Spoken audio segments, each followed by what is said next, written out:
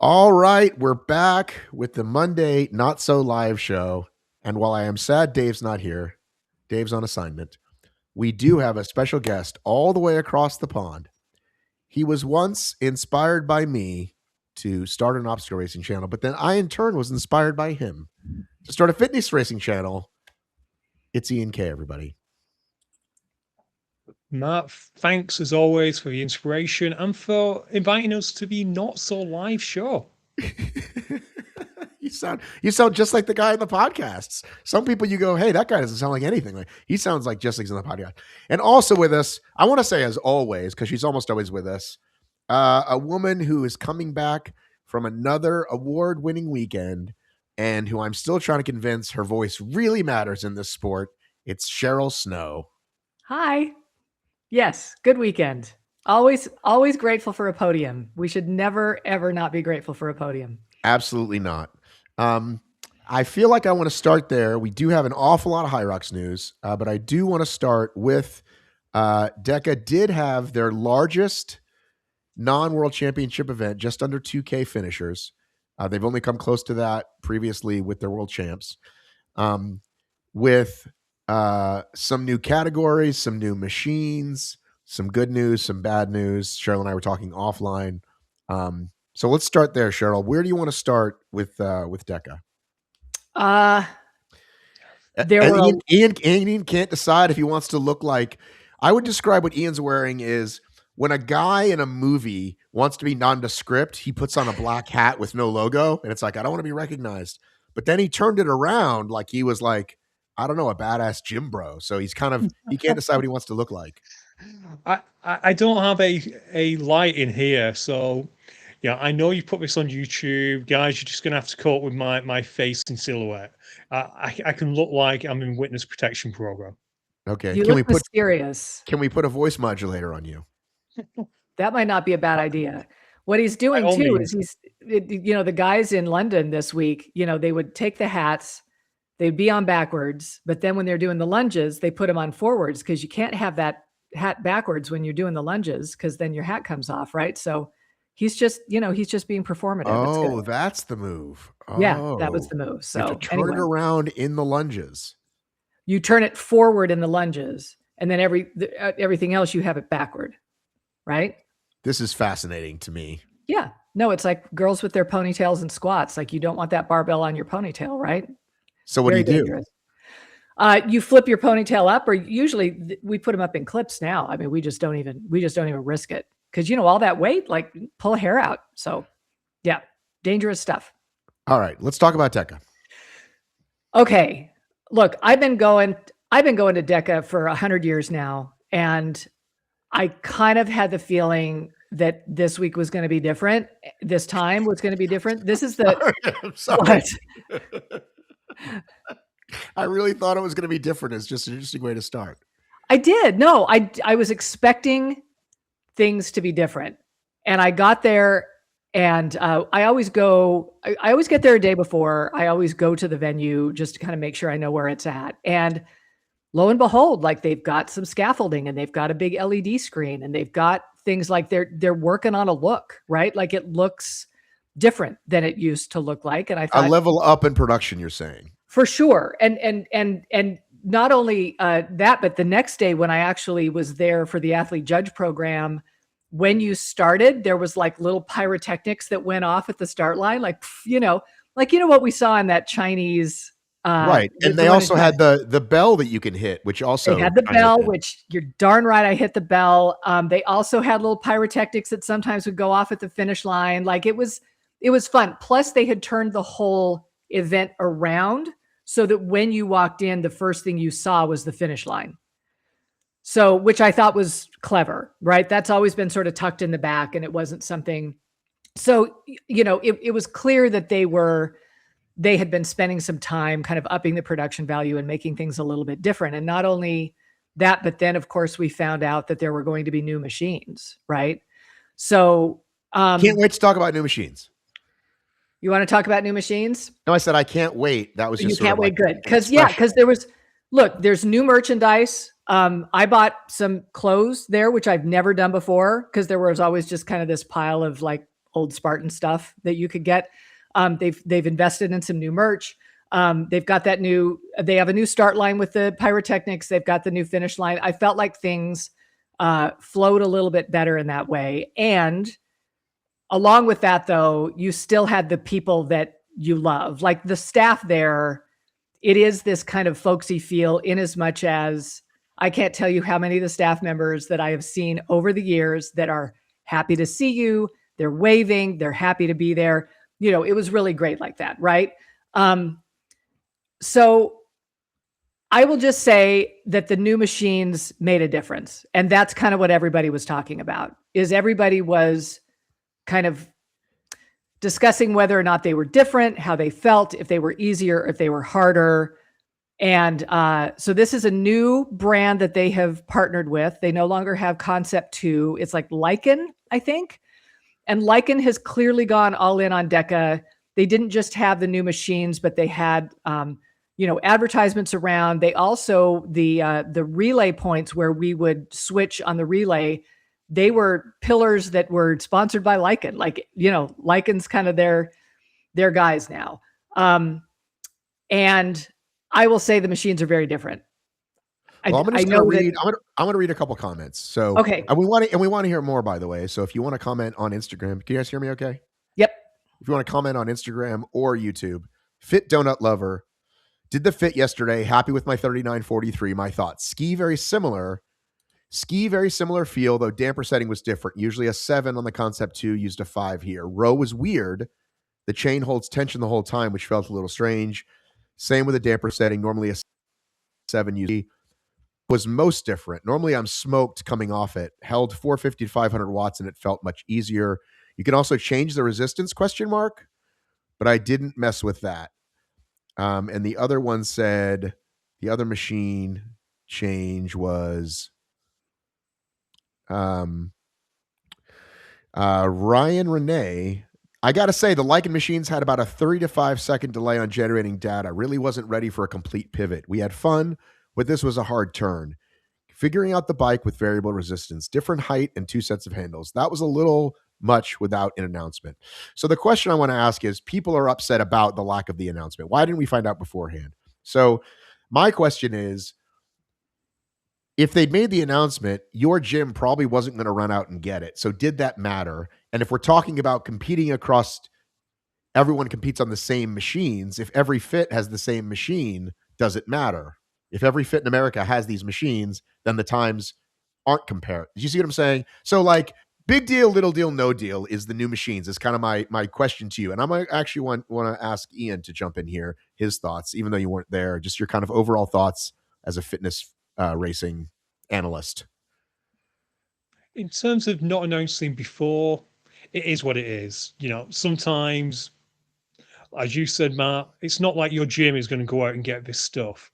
I was just trying to scroll on Instagram to find out what machines we used in Europe, because if you remember, we had new machines over at DECA East Midlands back in September, and I can't find which machine they were, and I don't think they were the same kind. So my immediate concern is this just an American thing, or is this an international? Because if it's just American, then I really hope the world champs are going to be in America, because no one from Europe's getting there. Because as it's been explained to me, most ladies or most athletes got under a 2-minute assault bike. And in Europe, up until recently, we only had 2 ladies who'd ever got an under 2 minute. Wait a minute. So now I'm remembering, I thought there was a big to-do during your races because the times were faster. So you didn't have Concept 2 either. You had another machine. We had another machine, and I don't think it's the one that Cheryl used. I don't know for sure, and I'm sure someone will let me. I tried to check. But do you remember it being a big deal? It was a big deal to people watching from outside. Absolutely. Americans were crying about the fast times, as I recall, which is going to be a similar tone on this call, by the way, at some point. But I remember it being a big deal. So I guess the question is, if you're going to have an international race, how important it is. So what I heard from you, actually, I'll let you say, Cheryl, that they tested these and they found across domains a couple of seconds here and there, and it wasn't going to be a difference. That's what I heard. And do you believe it? And is it okay? And does it matter? I had a good conversation with a member of the DEKA staff, somebody who has recently been hired because there are other changes that DEKA is making here in the United States. And this person had recently been hired and told me that they had done 9 months of testing with these machines to compare across to Concept 2 to see if the paces were similar. And the conclusion is that the paces were similar. And so they felt like it was a good switch. And that is what I heard from this DEKA staff member. Do you think it matters? Let's say, I don't know how this would work, but just kind of the way I'm thinking about it. Would it be okay if for the average person, it's about the same, but at the elite top level, there's definitely a difference that they have to get used to? And would that be okay if that's the case? I don't think it's the case that it's only for the elites that we need to be concerned. I'm not saying concerned. I'm saying, like, I don't know that I'd know. Maybe I wouldn't notice a difference, but maybe Crayson would. Do you understand what I'm saying? Yes, and I'm saying harder output makes a difference. And if that's the case, then we're like, listen, for the thousands of regular people, it doesn't matter. Elites can get used to it. I'm just kind of making an argument for them, I guess. Right. Do you think that's okay? Does that argument hold water? I want to hear from Cheryl and Ian on that one. So what I will say is, as the type of athlete that I am, and some of the athletes like me, the sort of regular fitness racers who are there to improve their times, who are there to gauge their fitness based on their DEKA time, for instance. If you show up to DEKA Anaheim thinking, I've been working on my running, I kind of want to see where I'm at. And then you get there and a third of the race has changed because they have 3 different machines, right? How is that not any different than any other course anomalies that we have complained about in HYROX as far as how it affects times, right? That's kind of what I'm asking. Yes. And so it in essence became a reset for every athlete who is keeping track of their times, because it's going to be the same next week in Raleigh. Like, it's only this year you have to reset. Right. But how do I know how that compares to how I was last year? Because that's important to me, right? I will say the demographic is different at DEKA now. There were a vast majority of the people there are more sort of off the couch, just trying it, having a really good time type of people. There were fewer regular fitness racers there than there have been in the past. But for those people who care about times and care about improving, those machines mattered. I will say, for my race, so I raced with my husband, and we came up with a strategy that entirely centered around his use of the ergs, because he's a monster on the ergs, right? He's heavier than me, he's bigger than me, he's stronger than me. He is a cyclist, and so he was going to take on that bike. And we worked our entire strategy around him having energy to go into the ergs and come out of the ergs to be able to recover and be able to do the best he could on the ergs. He was off that bike in around 45 seconds. And he's no bubbles, right? Like, he's good, but he's no bubbles. And so we retooled our strategy based on that. There's no reason for me to run 2 laps. If he's only on the bike for 45 seconds, I didn't get to recover, and he had plenty of gas in the tank to run that second lap, right? So it made a difference in our time. The row machines feel similar. He felt like they felt similar, but the straps did not hold your feet. And so his feet immediately got loose, and that affected him. He actually had kind of like his toes were sore, and he thinks it's because of the rowing, right? Because he just kept having to like bump up against these loose straps. Like, there are little things like that are going to make a difference in a race this short that are going to affect people's times, and people who care about their times are going to notice. And if DEKA doesn't have the bikes, what do they have? What are your That's thoughts, everything, right? There is word that they're fixing this. Anaheim may be the only fast bike time. I'm not sure what they mean. Well, it would mean calling this new sponsor and saying, all that fancy banner you either paid for in kind or whatever, we're now going back on it. You only get 2 of the 3, right? Like that's Could be, wouldn't that- or they could adjust those damper settings and insist that they be on a certain setting. Okay, that's another possibility. So Ian, I know you've only had one full fit over there, but what are your thoughts? Again, I think it's kind of, I mirror Cheryl's, of course, but it kind of depends on, is this an international change? Is it not? If it's a international change, we'll have the same thing that you all have. We have to accept 2026 is a new reset on DEKA. If they don't fit if you don't change the bikes, then it does become a different race. Because as Cheryl says, lots of athletes are good at DEKA because we're good at the bikes. Give a shout out to our good friend TT Sports. She tends to win races on the bike. And without that, then suddenly someone else has an advantage. I guess it would be like HYROX lowering the wall ball target to 4 feet and thus taking away anyone who's actually quite good at hitting the target. I'd love it. I'd suddenly be doing. Have you been reading my diary, Ian? How do you know my deepest? Well, or when the sleds used to be a lot heavier, right? I mean, it's similar. Yeah, exactly. And the other issue, if it's not international, then the Europeans are going to be cooked because we're not. The way that DEKA does their qualifying is based on time. For better or worse, that's how they do their time.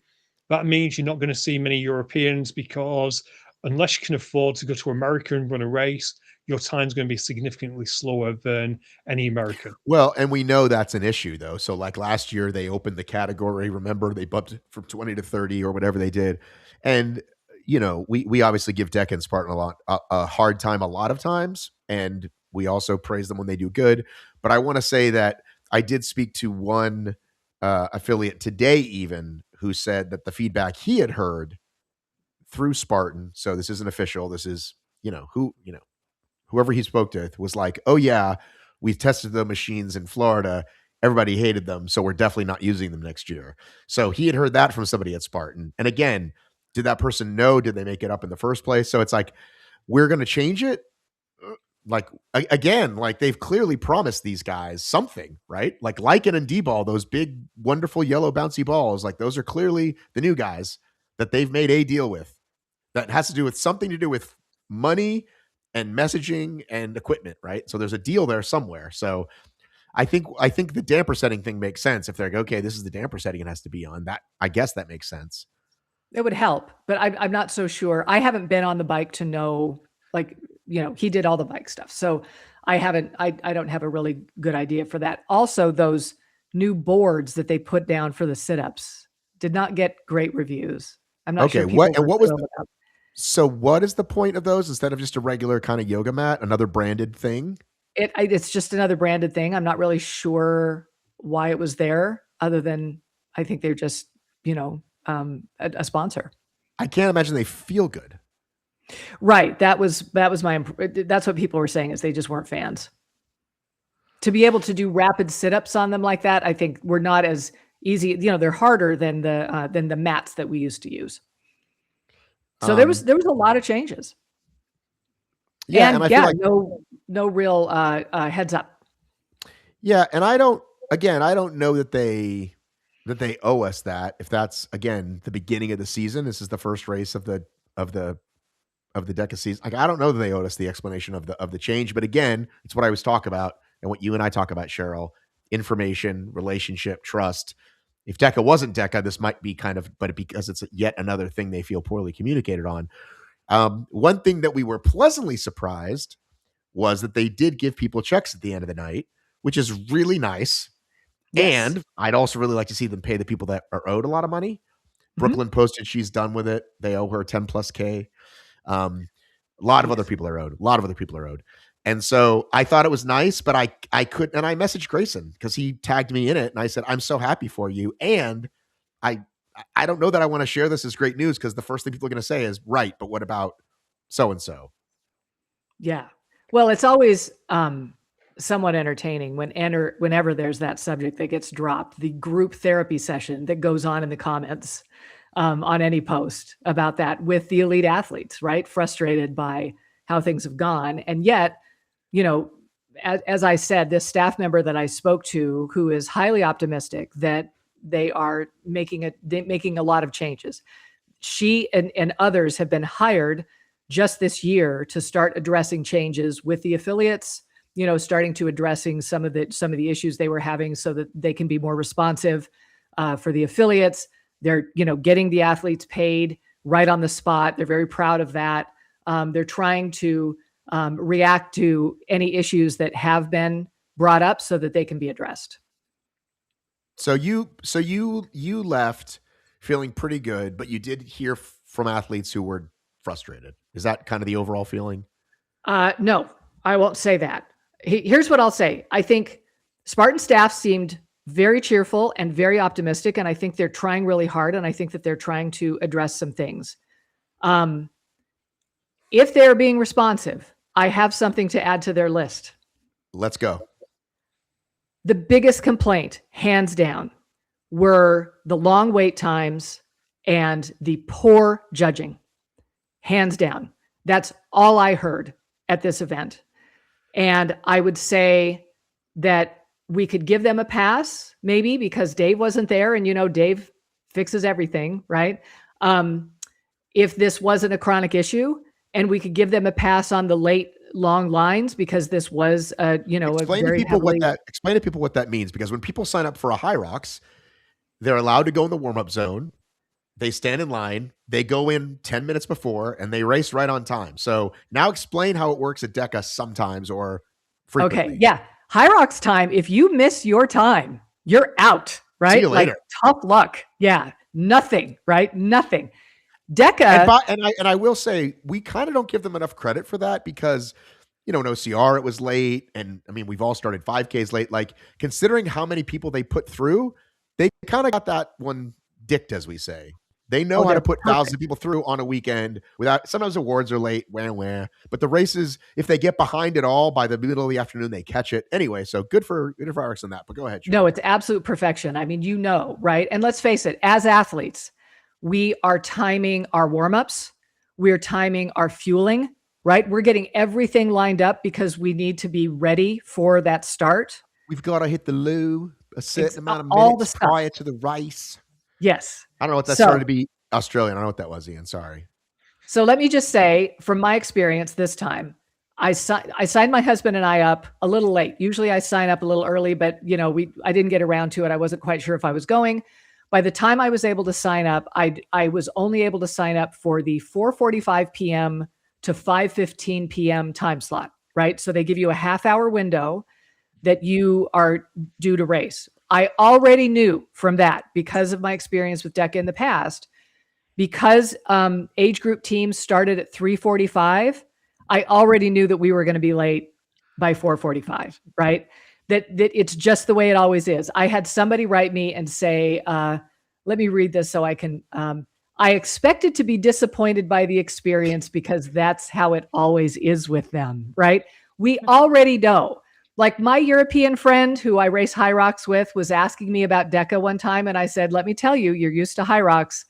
We are very American here. We're a little looser. Things don't necessarily run on time. But this time, it was egregious. Now, I knew that we were going to be late, so I ended up positioning myself and spending an hour ahead of my race time, positioning myself so that I was able to get in at a relatively decent time. And even at that, we didn't get out of the gate until after 5 p.m. People were waiting over an hour after their start time window, right? So instead of me being 4:45 to 5:15, if I would have gotten in line like everybody else was doing and hadn't sort of positioned myself early on, they were leaving at like 6:15. So they're literally standing behind the start line. Like, where do they expect you to be? Because they don't have a big chute like HYROX does. So they did. They had kind of this chute where there was a gatekeeper there that would let people in to sort of queue them up. And that was roughly a half an hour wait time in that queue, because they were releasing 4 teams at a time. And in the individual races, I think they were releasing 6 individuals at a time. So it's not enough judges, and therefore They slow Correct. the race down. Because they have maybe 15 spots at that first lunge station, and there are only 6 judges in there all the time, right? So you can only release about 6 at a time. And so it automatically causes a problem. And people just have grown to expect it, right? Like but we just not a new person, but not a new person. Well, and that's what I'm thinking is here are all these people who were so excited for their first race, right? They're so excited to do this, and their family's there, and they've got their kids, and they've got the signs, and like they are so excited to do this. And all they're finding out is all I'm hearing them when I was judging at lunges when I did the athlete judge program, and people are shouting over to their family, things are running 45 minutes behind. Like that's all people are talking about is how things are running behind. It's a huge problem. And I just think it's not a surprise to them. They know it happens every time. They aren't fixing it. And if they want to be responsive, here's the next step, guys. Make it, I don't know how you change the system, but make it so I know when I'm racing. Well, they'd have to pay I need judges. that. That's really the only answer at this point, right? Well, either that or I don't know, sell fewer tickets. Like you could. No, but I'm serious. Like there are a number of solutions to this, and they're not doing anything. Take that one off the table, though. You may as well say, I don't know what. Like they're not going to sell less tickets, Cheryl. Yeah, well, they're going to end up selling fewer tickets in the future if they don't fix this anyway. So I will just say, look, I have a big pet peeve with chronic lateness anyway. And anytime you're late chronically, you are communicating to everybody else that their time is not important, right? Correct. That nothing they have to do is as important as what you are currently doing. And the message that this was sending was that people's time wasn't important. It was stressful for me. It was really stressful for me. And I can't even imagine what it was like for these other folks. But if you want somebody to be able to have a decent athletic experience, give them the time. Look how long I had to stand in line in that queue for a half an hour. I was doing jump squat EMOMs, trying to keep myself warm so that I didn't hurt myself going out of the start gate, right? And sure, for the people who are just coming off the couch, they're not worried about warming up. But if you want this to be a serious athletic competition, they still are allowed to have an expectation of a race starting on time. And 5 or 10 minutes, they wouldn't even notice. But certainly an hour is like, what's going on here? What's up with this company? It was kind of embarrassing. Like they need to fix it. They really do. And listen, if they're in response mode, have them sit down with somebody who's an expert to come up with a different way to start these races. Local 5Ks. Expert. I don't know. You know, there are ways to move people. There are ways to set this up. I don't know. But Cheryl, listen, I don't want to belabor this that much longer. Like you've explained it. They don't have enough volunteers. If they had enough volunteers, they could send more people through faster.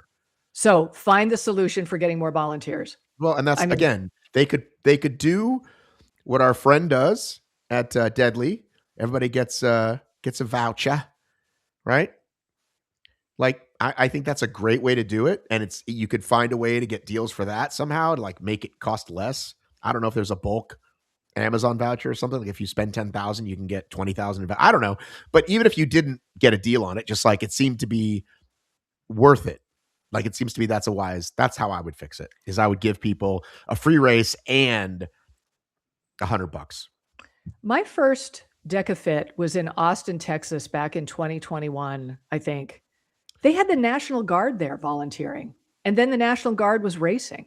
There were plenty of volunteers. Somebody probably had a really good contact there, and then whoever that person was doesn't work at Spartan anymore, isn't connected to DEKA in that region. But like that sounds like somebody was like, oh, cool, we do this kind of thing. I mean, listen, everyone that's been around a minute knows there are schools that are volunteer organizations that are looking for this stuff and that you can find. Now, sometimes that means a pretty big crapshoot of people who give a shit and people who don't, but at least at least you got some warm bodies where you need them. A warm body can press reset on a machine, right? Yes. So, but not necessarily doing other judging. But I think we've covered this one. I think we should move on because we have a lot of other stuff to cover. Anything about DEKA you want to say, Cheryl? And congratulations, by the way, another flag.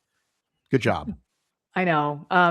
Yeah, no, look, You know, I love this race. I got a real soft spot in my heart for it. There are things they're fixing. There are still things that need to be fixed, and I'm absolutely rooting for them. Cheryl, can I just point out you should come to the UK, because over here a queue's not seen as a bad thing. We absolutely loved it when we had East Midlands. That was part of a race, but no, to give Deca East Midlands credit, we had an hour slot. The queue was empty by the end of that hour. They got it through. So if we were like 11 till 12, you started queuing at 11 if you wanted, or you could go down later, you were through by 12 o'clock. So yeah. So get your consultants over here to the United States and figure out what we're doing wrong. There's something we're doing that it's not working. We appealed to Spartan Honks. We got the Spartan Honks there to judge. I don't know how many Spartan Honks you have left in America, but go and find them. Wait, when was the UK event? I'm looking on my document. I want to say September-ish, maybe. Yeah, and you guys actually had over 2 days 1,600. It wasn't nothing. Yeah, it was a fair amount of people, but yeah, the guys on the start were good at getting people through. There was great communication with the referees to the start line to say, if they're getting overwhelmed. They had a fair number of volunteers, but they were still down what they'd like, but they just managed to make it work. Maybe you hit the nail on the head, Matt. Dave wasn't there. We had Mike Nolan. Well, and again, how come on, you're a global company. You can't have it's my point about 1 point of failure, right? Can't have 1 point of failure. That's like you're too big to have that. Yeah. No, I'm hoping they're going to work on it. I'm hoping that by the end of the season, they've got it figured out. So when's the next race? They have San Jose in a few weeks. Just walking around. Yeah. Final question on Deca, Cheryl.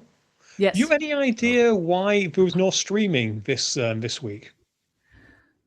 That is a really good question, because they've always sort of slapped together something. I will say the number of elites that were there were so few. I think the elite boycott has really taken on. And I'm not so sure that there was the draw.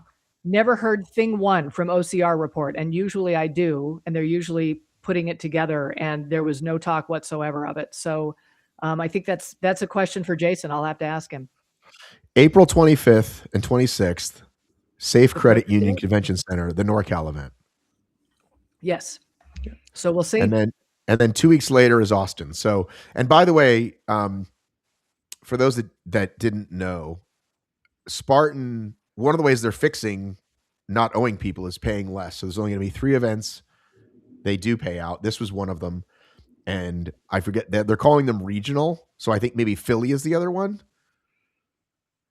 There was something in the Midwest. I thought Chicago was one. Maybe Chicago, back at Navy Pier. So we'll see. Yeah. All right. Let us move on.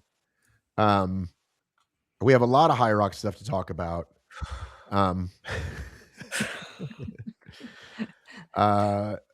Ian, you were at the EMEAs. So for those in America that don't know, we just had our regionals in Washington, D.C. Couple days, big fun. England, they had a full weekend starting, was it Thursday or Friday? Friday night with the Elite 15. Only 2 races on Friday. Starting on Friday night, and then starting tomorrow, 6 more days. Well, technically, today we've had a couple of events as well. We've had the influencer battle was today, right? Influencer battle, and we had Red Bull night shift, I believe, or late shift, or something like that. So yeah, you need to explain both of those. Well, listen, if you go to HYROX World, there's been 80 posts about the influencer races. And listen, people like to crap at influencers. I'm not going to. Do I care? No, but great. Go for it. Have a blast. It's HYROX's way of, like, if you follow KSI, that's the only one I know, and you didn't know what HYROX was, you probably do now. So I guess it's a win-win for all of us. But yeah. Has anyone actually checked how many views it's got. Someone messaged me and said it will probably get more views than the Elite 15, and I am curious if whether they promoted it to their fans, I mean, that's why they brought them there, because they get eyeballs. I think they get very young eyeballs though. So I don't know. Like, I think most of these influencers have younger-ish audiences. I didn't know there was a live stream. I've just been looking at the Instagram, and which has been flooded today. No, YouTube Brony had a live stream, but yeah. So technically, we're having 10 days of racing if you count the influencers. But even if you don't count I'm just saying, like, a big bad, like, lots of. So anyway, you went down there once. You are going back again. You watched the elites on Friday night. How was it? Honestly, I've been to Olympia many times. This is the nicest I've seen it work. It looked fantastic. You're aware that we have this kind of, I think they're officially calling it a halo around the wall balls. Have you seen that new Thunderdome that we have over here? Well, it's the same as we have now. There's a bridge, right? Yeah, there's basically a bridge that's basically fully surrounding, but it's almost hard to describe. It is a proper structure. So it isn't just throwing up some scaffolding to create a structure. It's a proper structure, all HYROX branded, and it looked so cool for the Elite 15. Just the in the wall ball area looked incredible. Cheryl, what you were saying earlier about how when you entered the building, the first thing you saw was finish line. Same thing here. As you enter the building, you go upstairs and you look over the finish line, and then you go into the other arena. It looks so cool. I do like the white branding everywhere. I actually do like the white weight plates and white wall balls. They look super cool. And to be fair, that's a great venue. I only wish it was a little bit bigger, because Cheryl, you've come and visited Manchester, I believe. You came and did the World Champs. This venue's bigger than that, but the main hall is around about the same size as that, maybe a little bit bigger. So you just can't really fit the full HYROX in one part of it. Because if you could, they could just host World Champs there all the time, because it just looks stunning as a venue.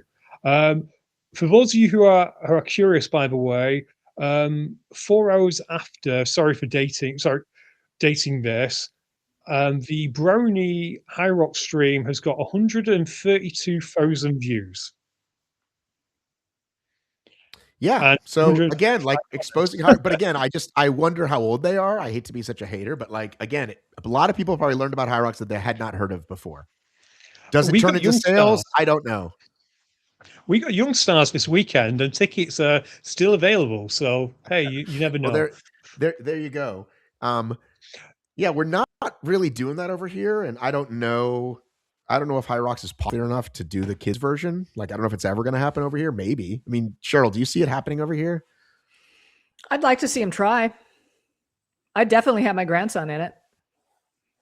I mean, listen, I brought my kids to it. My kids were little. I would have brought them to that for sure. But kind of in the same way, it never took off. Like, just kids races just never became a real thing, even though there's a kids world championship and there are plenty of kids who like it. I don't know. I don't know that I've ever taken it that seriously, because kids are kids and they're not going to, like, you know what I mean? Yes. Yeah. And yeah, we've seen it over here, though, that elite athletes have had their kids, like, of course, the Hogans, and their youngest has got involved. Tiago's lad has got involved. Lots of other athletes of the more seasoned variety are getting their kids involved. It's working well. I think the last thing to talk about when it comes to the venue is, obviously, in Phoenix, you have the cheerleaders, you have the locker rooms, you had all that. We had newspapers. They did a really cool newspaper with Sinead's face on the front, and it was kind of like a program. And My Protein did the salty, I won't call it the salty tap, which were just looked like a pub. We've seen it before, but it just kind of fit in quite nicely. Yeah, so they've been doing those papers. There was one in Phoenix. And I thought it was just going to be the majors, but maybe it'll be some of these bigger events. There's also like a Red Bull magazine at each event, and it'll feature Jake one time and Hunter the Next or whoever's a Red Bull athlete. But yeah, I meant to keep one, but I don't think it made it into my suitcase. I meant to keep one from Phoenix just as like, because I've got like Tough Mudder maps from 20 years ago. It's just a cool thing to have. But yeah, I mean, listen, they definitely know how to do cool bells and whistles. I mean, you never don't feel like a hybrid rock star at these events, right? Like, sorry, Ian shaking his head.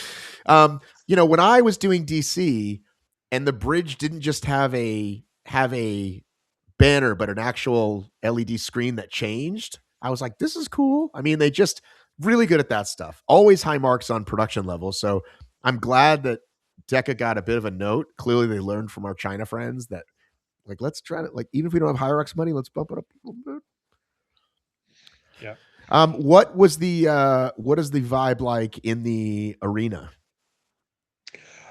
There was probably less people than I was expecting, but because of the way the arena works, you wouldn't have noticed. It was one of them. It probably had 1,000 people there, but it felt like 4,000 to 5,000 because of the intimate way the arena works. Because you've got the balcony, you're up close with the athletes when it came to the various stations. You might have noticed this on the stream, but the burpees and the lunges, we took out the central barriers. So it was just, we just had cones there. And that kind of helped because it didn't feel like you were apart from everyone if you were down both sides. So felt really good.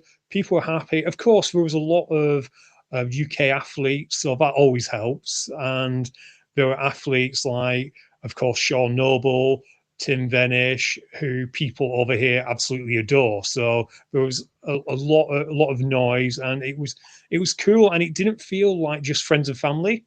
There was a lot of friends and family, but there was a lot of HYROX athletes as well. I think it was smart of HYROX to do this alongside the regional champs, which was going to attract a lot of people who were again, HYROX honk, shall we say. Yeah, it's going to be very interesting this year in Sweden who brings more of the crowd, because I've been to, a bunch of these different regionals now and how loud they get or how quiet they are. And clearly, the English athletes and the American athletes will have a pretty big contingent, but like Sweden is Sweden. So I don't know who, right? There isn't a lot of Swedish athletes. So it'll just be interesting to see like who brings the most. One might think that you guys would have more people, right? UK, but not necessarily, because there's so many, flag chasing people who just love, like, we have a lot of world champ spots away. Which is one of the things I want to talk about, by the way, because we haven't talked about that, have we? We haven't, and I'm hearing a lot of things about that lately. Well, I wasn't sure if I was going to say this, but I'm going to say it, and I'm not going to mention this person's name. And if he wants to be mentioned publicly, he can message me. But this gentleman messaged me today and said the following. And he said, and if he ends up posting about it, you're all going to know who it is. So I don't know if he's posted publicly, but he sent it to me. He said, I flew to Poland for the sole purpose of qualifying. Okay. I came in third. The first place person was an Elite 15 and declined it. The second place person's already going, something like that. Now I'm not getting that roll down based on these rules, but because I bought my travel to Katowice for the sole purpose of traveling, I want to sue HYROX. I'm trying not to laugh. And that's going to come out. I really apologize to that person, whoever it is, because at the end of the day, you can't control qualification. You can't rely. Beg your pardon? Yeah, sorry, just a frog in my throat, listener. Sorry, on my show we edit all of that stuff out, but on this we're live. We just have to do. That's not going to happen. We're not live. Yeah, it's not so live, but we're still. But he's not going to edit it. Yeah, I know, but I don't think it's fair to just presume that people above you are going to turn down a spot. You never have that spot. That Elite 15 athlete won. Or who was it? I thought they emailed him he was good to go, and I thought he meant he'd bought tickets to Sweden based on that. Because I just, I get a lot of messages, I read it too fast.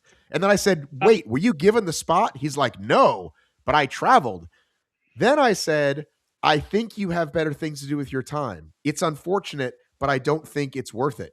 And he's like, but it's the principle. And didn't you guys, and people have to stand up for something. And didn't you guys get the 60 plus overturned? And I said, this is not that. That was a massive group of people. This is one person who's upset. And I said, I'm sorry. I can't agree with you here. And I almost said, listen, I'll talk about it on the show and people are going to comment, but then I wasn't sure I was going to bring it up, but I can't help myself. So, as Tony Soprano once said, you're not entitled to shit, right? They can do whatever they want. They're a race company. Again, had they offered it and took it back, I still wouldn't say sue, but at least you had a point. But you based an assumption that these following things would happen. You would podium, it would be turned down, et cetera, et cetera. There's no way, it's not in the language of HYROX to say, we can change any rules we want at any time. And no one ever offered you anything. So I was quite surprised that someone was this angry. And is this like, nope, it's principle. I'm going to take them to court just because, even though they won't show up for court, I'll probably, it's just, anyway, Cheryl, your thoughts. I've been thinking about this a lot since that recent letter, where at the bottom of that letter, it says, we are working on a new qualification system for next year, right? So something new's coming out, because it's clear to me there are a number of things that have happened at HYROX this year where they've gotten so big that there are issues, right? There are issues with how some of the adaptive athletes are being treated. There are issues with world qualification spots, and people are stressed about the world qualification spots because in years past, we knew the system, we knew how it worked. When I qualified for Manchester, I won my race, and within 48 hours, I had an email that dropped in my email inbox. I was signed up for Manchester. It was no big deal. And now I had to wait nearly a week to get my qualification email, and I was stressing about that. Is it going to come?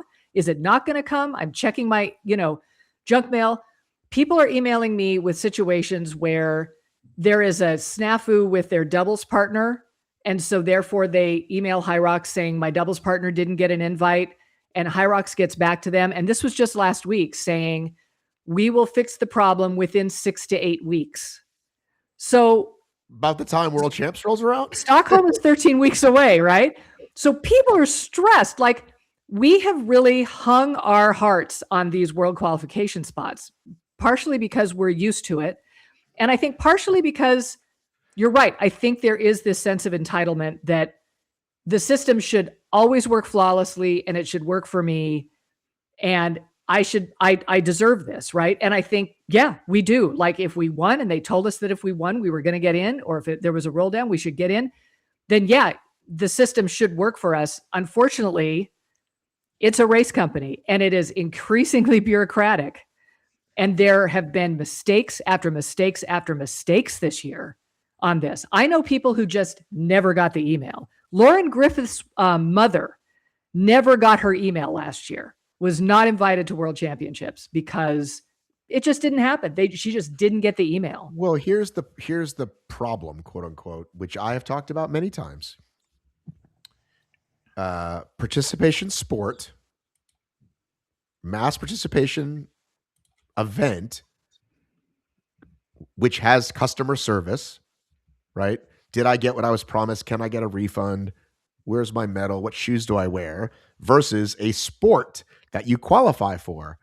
And you need to separate those email teams. I don't think they do. I think they've got a massive customer service problem.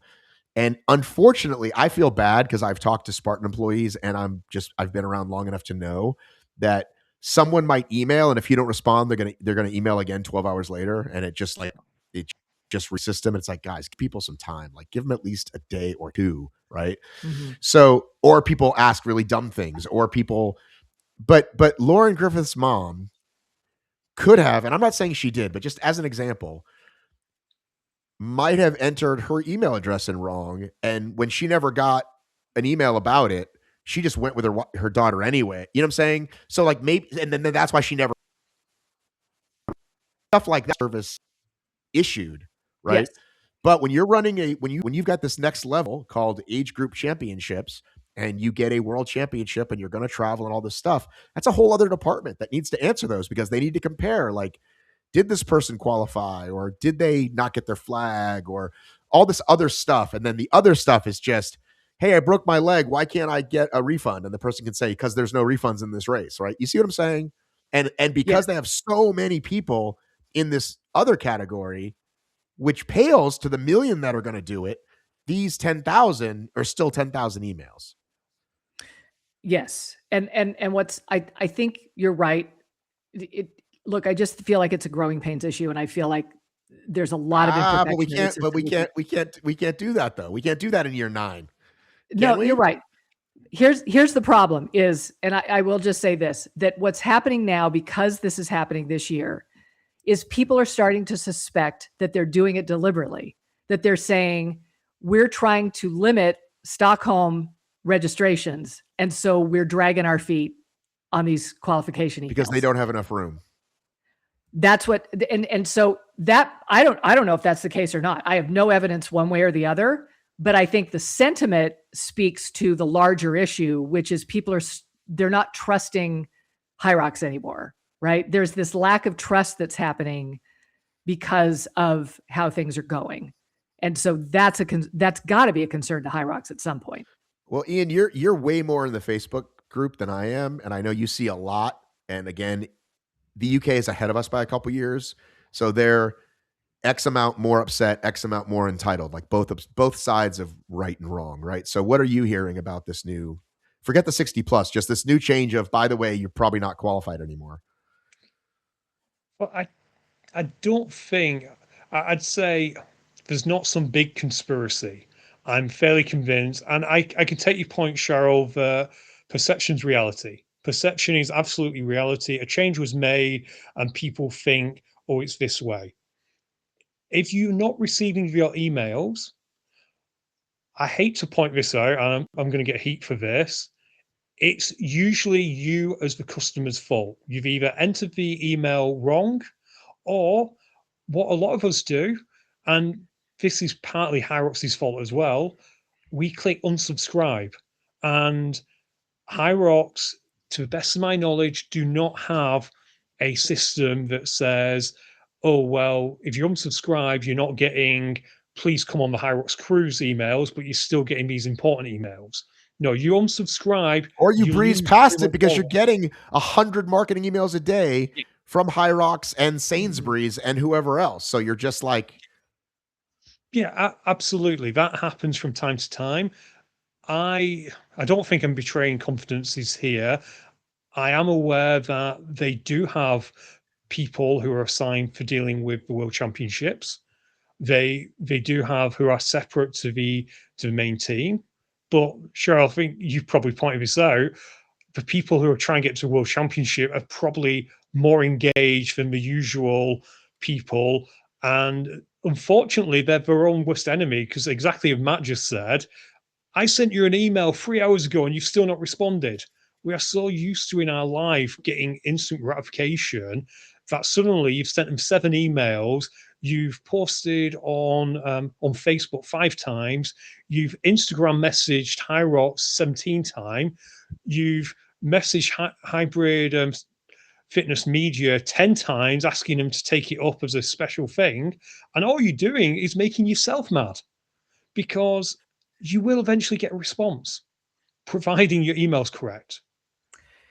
What if the response is, we'll get back to you and fix this in 6 to 8 weeks? Do you book your flight? I'd ask for a provisional determination, because if the issue, Cheryl, is one of us has got our ticket, the other one has not got their ticket, my suspicion is the only way you're going to fix that is going to give that other person a ticket. It's a leap of faith, but that would be my presumption. And I would be emailing them back saying, we're presuming by this you mean we're going to get sorted. We're going to have a ticket. We are going to book our flights based on this. If this is not the case, email us no within the next 7 days. Otherwise, we're booking our flights. I did see, speaking of entitled, and I'm sure this has happened to more than one person, someone said, oh, I got the email and said I wanted to go, but I didn't buy it yet. And so then they took it away. And it's like, no, that's how you say you go, by buying it. Yeah. Yeah. What about esteemed panel? This World Champs happens, and they're already thinking they're going to do this, but they're not going to say it because they've already gotten enough grief for all the other changes. World Champs happens, and they go, you know what? We're going DEKA route. Next year, cutoff is March 30th or February 30th. Like, we're giving ourselves 3 months to get this straightened out. You've got 9 months to qualify. I think that probably helps them a lot, and I think it's not a horrible idea. It means even less races for the Americans probably, but I think that might, and again, moving forward, now you've only got 9 months, or then from then it would be 12 months, like March to March. What do you think about that as a positive solution, Cheryl? Right now it's literally up until the week of. Right, and then which they is give ridiculous. And then they give you those two options, which again was great in the old days when you needed people. But now if you do New York or the two others that week, you can do it or you can defer. So good luck getting your shit sorted out. Anyway, so what do you think about that? A 9-month season or a 10-month season for the AGs? I'm bracing myself for all sorts of possibilities. I'm already letting go of the idea that I get to go to Worlds, even, you know what I mean? Like that may not be the case next year for a lot of reasons. You have a partner who's going to fucking probably lead you to championship. But well, so there's that. But what if they go to, I think having a better cutoff is not a bad idea. And I think what I'm bracing myself for is, are they going to start going time-based for age group athletes? Because then you've got a global leaderboard. How could they do? They couldn't do that. I don't know. I'm just trying to think how they solve the problem. And so I'm sort of opening up to all sorts of possibilities to make it simpler for them and make it easier for us to know what to expect, because right now it's just not working. So I don't know, whatever they do, I'm just going to have to accept it. I'm just going to have to accept that I had a wild ride, right? I got to go to Worlds 4 times in a row. Not everybody gets to do that. I don't know if I'm going to be able to go next year. It may just be an entirely different qualification system. What do you think about the shorter qual season, Ian? I think it's good. I'm going to just walk back something I said. The give HYROX an ultimatum was based purely on what Cheryl said about one partner getting it and one, or please do not, and I repeat, do not give HYROX ultimatums about any little thing. Don't say, oh, I'm gonna go. Yeah, unless, like in Cheryl's case, there seems 99% chance you're going to Worlds, then yeah, let them do what they do, please. So just walking that back before I get heat on that. Do not give HYROX ultimatums, because ultimatums don't work. It's a nice way of making yourself mad. As for changing the date of qualification, yeah, amazing.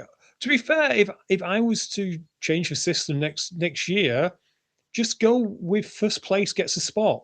Just go with first place gets a spot and work it out from there. How many races are there? Again, I don't know why they've made this change. I don't know whether it's a case of not having enough room or anything like that.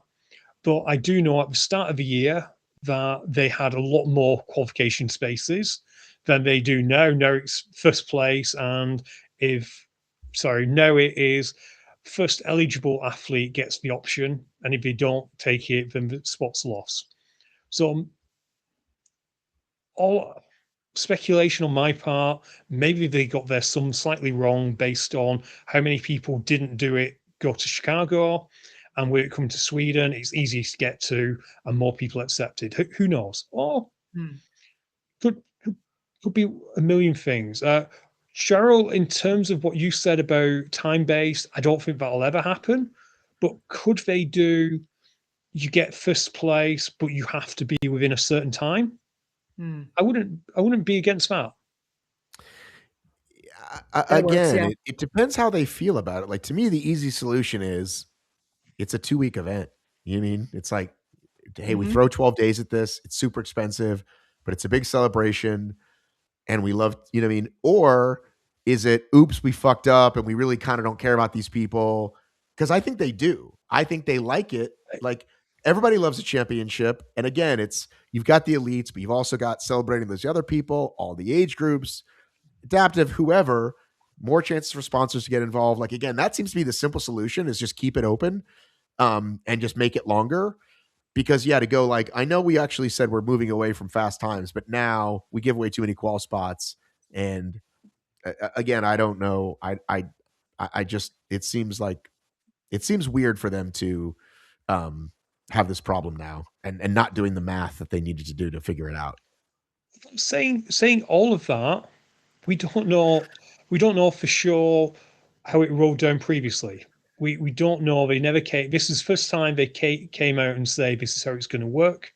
We've no clue previously if the first person turned it down. Does it keep rolling until it's accepted, or does it just roll down a certain number? We don't know.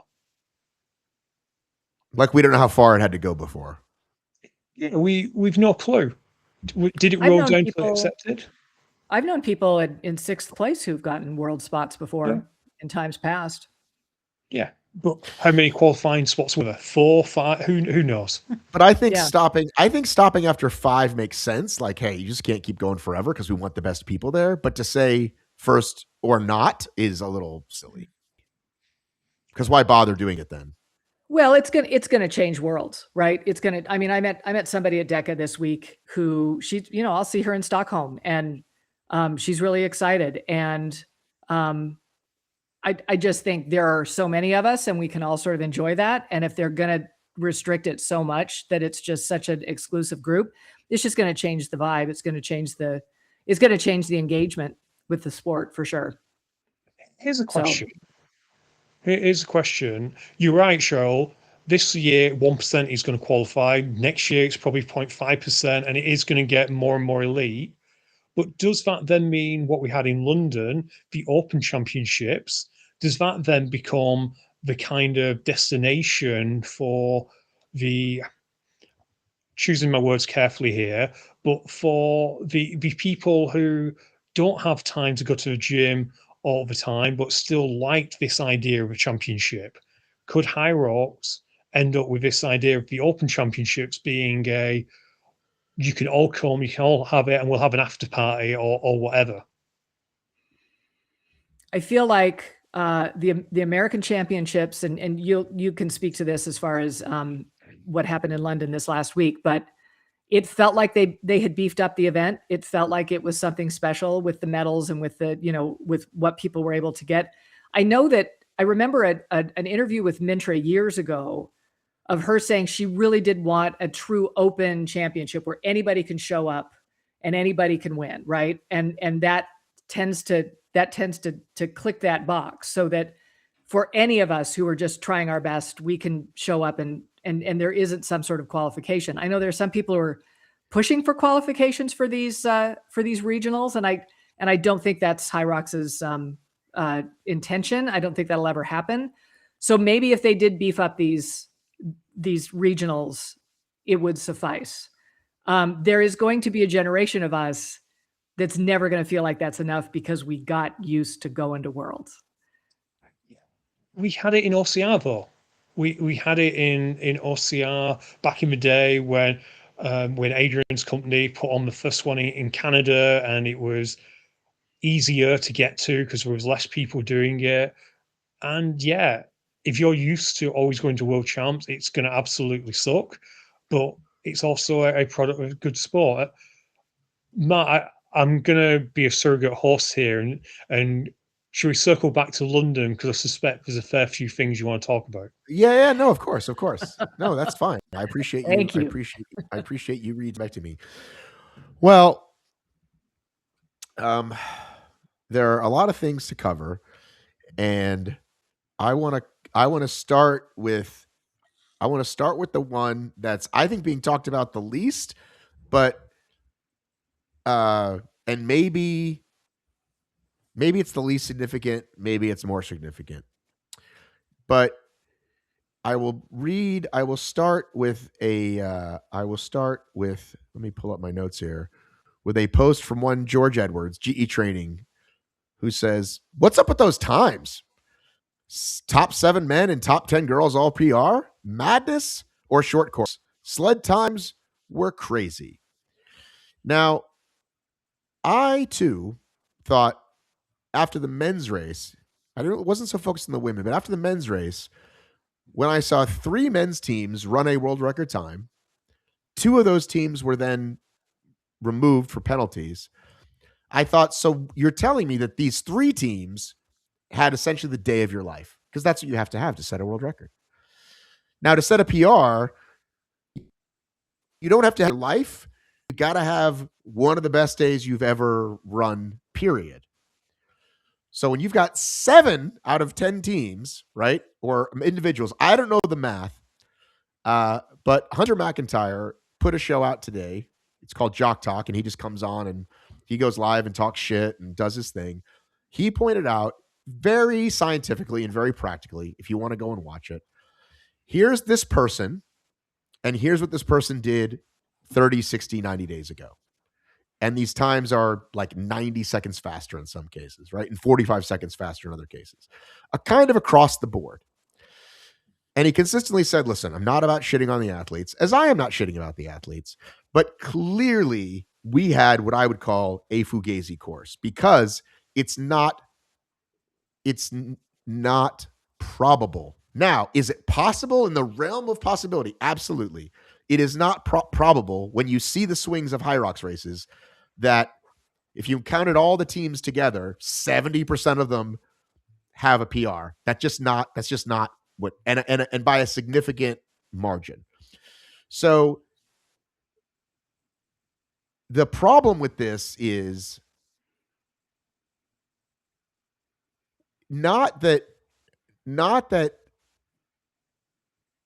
it's that if you're Hunter, for example, and you're set out to break this record, and he's like, hey, here's the time against this person that we beat by a minute or 30 seconds, and here's where they're beating us by a minute and a half weeks later, I can see it being a problem. And I guess for my own sake, as a fan of the sport, could one of you, just one of you, out of the 20 that had a PR go, hey, I'm so proud of me, or I'm so proud of me and my partner, but you know what? It's obvious this course was short because we all did. Rant over. Can I jump in? Sorry. Okay. Firstly, I love Hunter. I love both types of Hunter. I thought this before Hunter's video, by the way, but go ahead. Yeah, I love Hunter. I love both types of Hunter. I love public Hunter. I love private Hunter. They're all awesome. However, should he be throwing rocks when he initially set a world record in a course which had more PRs than London? He set that world record in Sweden, and again, there was accusations that the sleds were easier, everything. To the best of my knowledge, a trundle wheel was used this week. The course is the course. I had the benefit of speaking to some athletes earlier today before I came on this show who ran the course, and that'll be out this Wednesday, by the way. Cheap plug, UKHXR on Spotify. Go and check it out. And I asked that question, and their answer was it didn't feel it. It was a hard course, but something to bear in mind, which probably gets missed out, runs 1 to 7 are incredibly short. Run 8 is about 1.2K. So there is a potential, again, just pushing back on what you're saying here, Matt, there's a potential that you're looking at your watch, and because you're running short on runs 1 to 7, you're thinking, oh God, I'm on for a PB here. And even though run 8 is slightly longer, and whether you realize that or not, you just keep pushing. You just keep pushing through. Again, there's also the potential, as you said, Matt, maybe for whatever reason it was short. I don't think it is. I'm confident that they've probably got it. There is a race line in that course that is 8.7. I'm confident of that. Now, that's what I'll say. Also, Olympia it encourages you to be fast because you're weaving around things. It looks cool. And that is the defense, my lord. Okay, taken. We'll now hear I'm it thinking from Cheryl about Snow. Chicago Worlds. The first run was 1.2K. There's got to be an advantage to The having. race I just did. The first run was. Remember how long the first run was in DC? It was long, right? You guys Correct. were out there for a while. Correct. So how much does it help to just have short runs until the last run going into a station? I think there's an excellent point to be had there. It is odd that so many people had such a good day. Not a few seconds, by the way. Not a few seconds. A lot of seconds. By the men's doubles. So I watched the live feed. You know, I was laying there waiting for my DEKA race, watching the live feed on my phone, and by the men's doubles race, the fourth race of the weekend, when Till is like, let's bring up the world record clock. Let's see how are they doing? It's usually by BBJs that he starts chirping about world record times. And by then I was kind of rolling my eyes. It's like, really, guys? Like, is that all we're focused on? And then, of course, Alex and Tim obliterate Rich and Pelayo's record. And all I really thought after that was Till's got nothing to talk about for the next couple of years.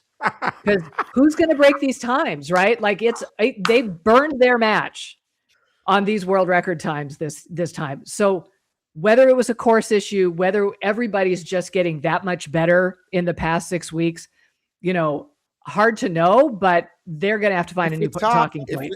If the top three, by the way, and I really appreciate the argument you're making, Ian. Like I enjoy good banter. I like what you said. Somewhere on that course, there's a tangent, as you said, that is dead on 8.9, right, or 8.7.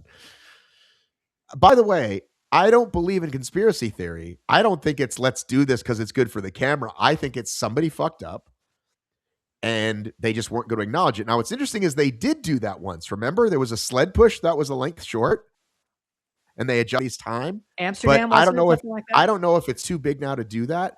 But I think had a couple of teams had big PBs and one person breaks the world record.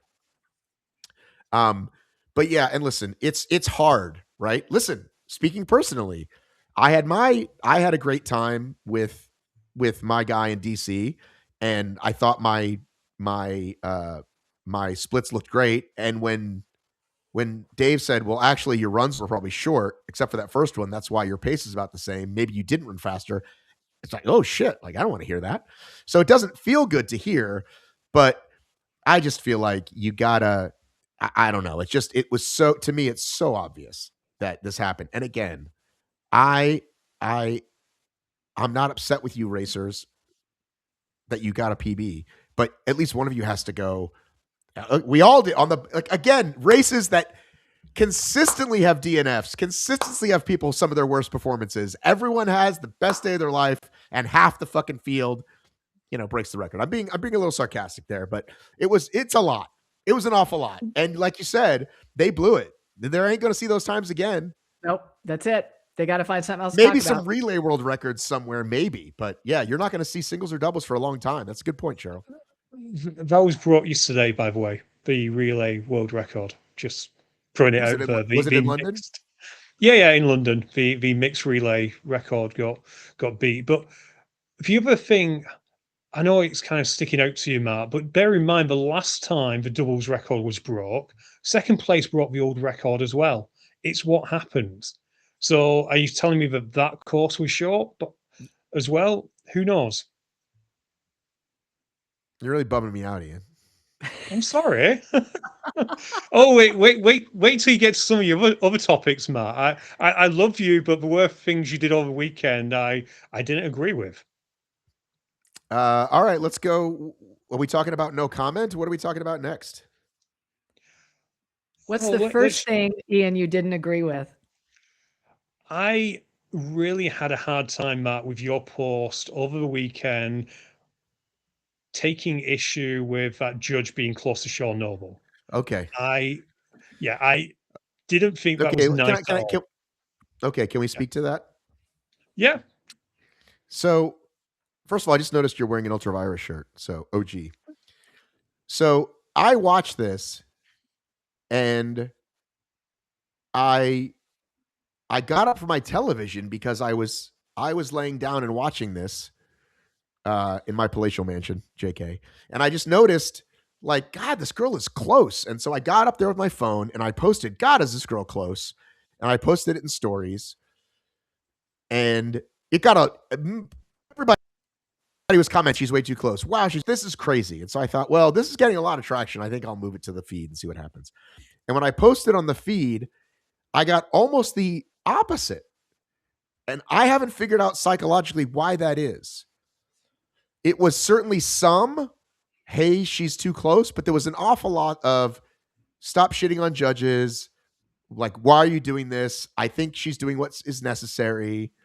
And I don't know what the difference is. I don't know if people feel it sounds crazy, but the angle looks slightly different on when it vertical in the phone. It looked a little bit closer. Like I thought that, but I mean, Cheryl and I have talked a lot about why don't we know these judges by name if they're going to be making these big decisions. And I guess all I'll say is I certainly would talk to her personally if she reached out to me. I'd certainly give her a chance to tell her side. Someone mentioned her by name. I didn't know her or know her name. But like, is it mean? I'm not sure if it's mean. Like, I can see how some would say that, but Cheryl, I know you're not willing to give me bad news either. So what do you think? Was it mean? Was it too far? Should I have left in the stories? What do you think? I think it was literally an observation you were making that was a legitimate observation. And I think you're entitled to your opinion. And I will say, I think it looks really weird that we got to be up in their business to try to get a good ruling. I think the BBJ standards are weird, and it tends to force some judges to get way too close to make sure that things are happening. And I just don't know if they need to be doing that. It looks funny. So but again, I'm like willing to take feedback. Ian, do you think it would be like, hey, let's just talk about this on the show, but don't put this person on blast specifically? Is that the part like that I showed her in action, and that's the part you're not okay with? Well, it's kind of weird because I looked at what she was doing. I saw no issue with it. And neither did many people. And I'll tell you why, because you made a point of the person behind her, the gentleman, being a bit further away. Did you notice where that gentleman was when it came to the burpee pit? No, where was he? He was on the sideline. So he was where the barrier would usually be. Okay. Therefore, he had no risk of any athlete coming anywhere near him. The judge in the middle, however, had a athlete right behind her, and whether this was subconsciously or not, I do know this judge, by the way. She's a very good judge. I knew pretty much all of the judges who were judging that weekend, and subconsciously or not, she probably sensed there was an athlete behind her. So she got a little bit closer to Sean to allow that athlete, if he did catch up, to have an escape route. And the judge, who you pointed out was a bit further away, he was also part of that because they're working as a team to give a way to get out, whether it's subconscious or not. Also, Sean said he wanted the judge that close. Okay, so this is what I want to speak to as well. Sean commented, other people commented, hey, these guys have conversations ahead of time. It was like the contact with Rich Ryan's leg. Like they asked them, can we have contact with you? How close can we get? Like, this is a part of the briefing process, which we'll get to. And he commented, I'm fine with it. And so I thought, great, let's hear from that. I messaged him right away. Would you come on the show? And he didn't get back to me. I don't know if it's because he doesn't want to talk about it or because he's busy, but I did want to hear him say, yeah, like, you guys shut up. I'm fine with it. You should be fine with it. So, by the way, I feel like we should have Ian on every week because Ian may disagree with me like Dave does, but he's not nearly as grumpy. Yeah, he's not as mean. Right? So I really appreciate it, Ian. And we're close enough friends that you can say this. And even if you weren't, you probably would. But anyway, the point is, in the moment, it looked so. I thought about what it would make me feel like, and the word that came up is anxious. Like that's what it would make me feel like is holy moly, this person's up in my business. So again, if Sean's okay with it, should we be okay with it? And then there's a much bigger issue of can we just get rid of the fucking uneven feet? What do they call it? Staggered. Can we just get rid of it? Like if the person's, and I said this, I think last week, if they're doing a hop skip and it's obvious, other than that, what did we say yesterday? Someone else said this to me, and I didn't create this phrase, but I said this last week. There is a degree where you're perfect, 180 degrees, like you're perfect, and no one's perfect. So since that's never going to happen, let's let that go and say, watch for people doing a hop, skip, and jump or throwing their hands forward. Other than that, let's let them race and kind of watch it that way to keep them honest. For in fairness to the judge, I think she was primarily concentrating on Sean's chest hitting the ground. And again, it helps to be that close to do that. The other guy had a better angle because he wasn't in the middle of the burpee pit. But I will talk to something else here, Matt. One, I didn't know you put it up in stories. I presume you got good feedback on the stories because it was probably late at night. It was an American audience who was looking at it. When you then put it on the feed, you probably noticed, UK were very loyal, and yeah, we will defend people when we think they're being unfairly picked on. And it really did come across as you were putting this person on blast. And you often talk about what's the thing you say about the trust barrier or the trust bank. The trust bank.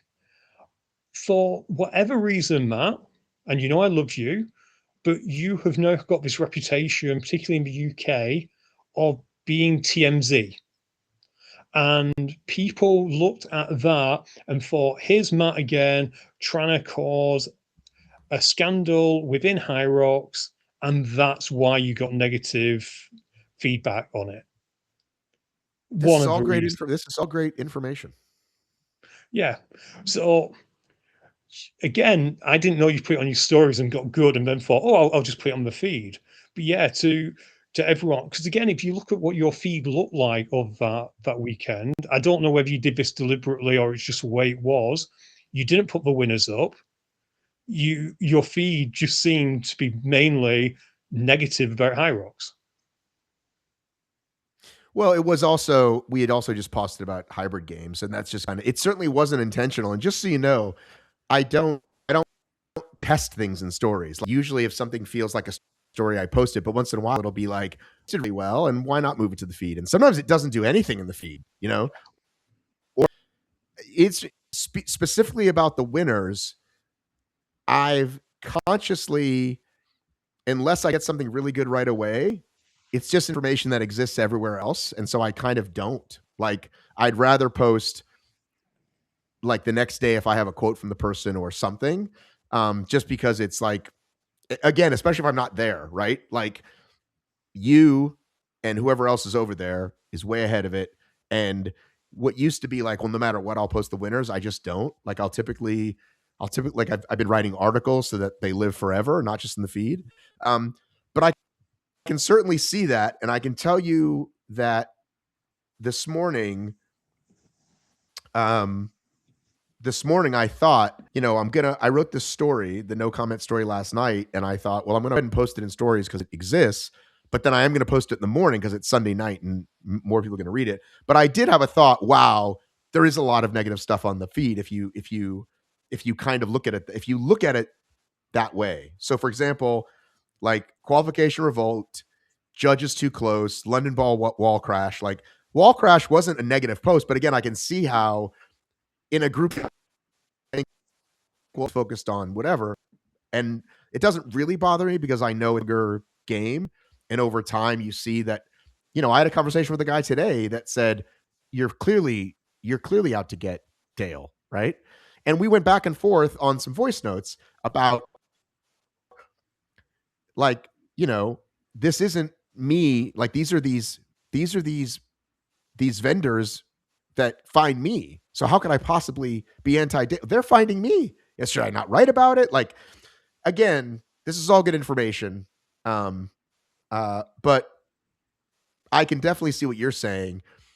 If you posted a video and it was something against bubbles, the American audience would lose their mind, right? Let's just say it was like, right? So I can see how that would happen. Like, hey, that's our friend. What the fuck are you doing? So I'm okay with it. But, and, will I do it again? We'll see what happens. But like, that's kind of my thought. Yeah, and again, it came as a result of many weeks, whether consciously or subconsciously, of TMZ. And even just comparing our articles about the ladies, mine was, this is what HYROX said. Yours was, and we'll get onto it, I'm sure. Yours was, I think I joked to someone that mine was, here's the news. Matt's was, HYROX ladies results changed. Here's 10 reasons why HYROX are Satan. Reason 7 may surprise you.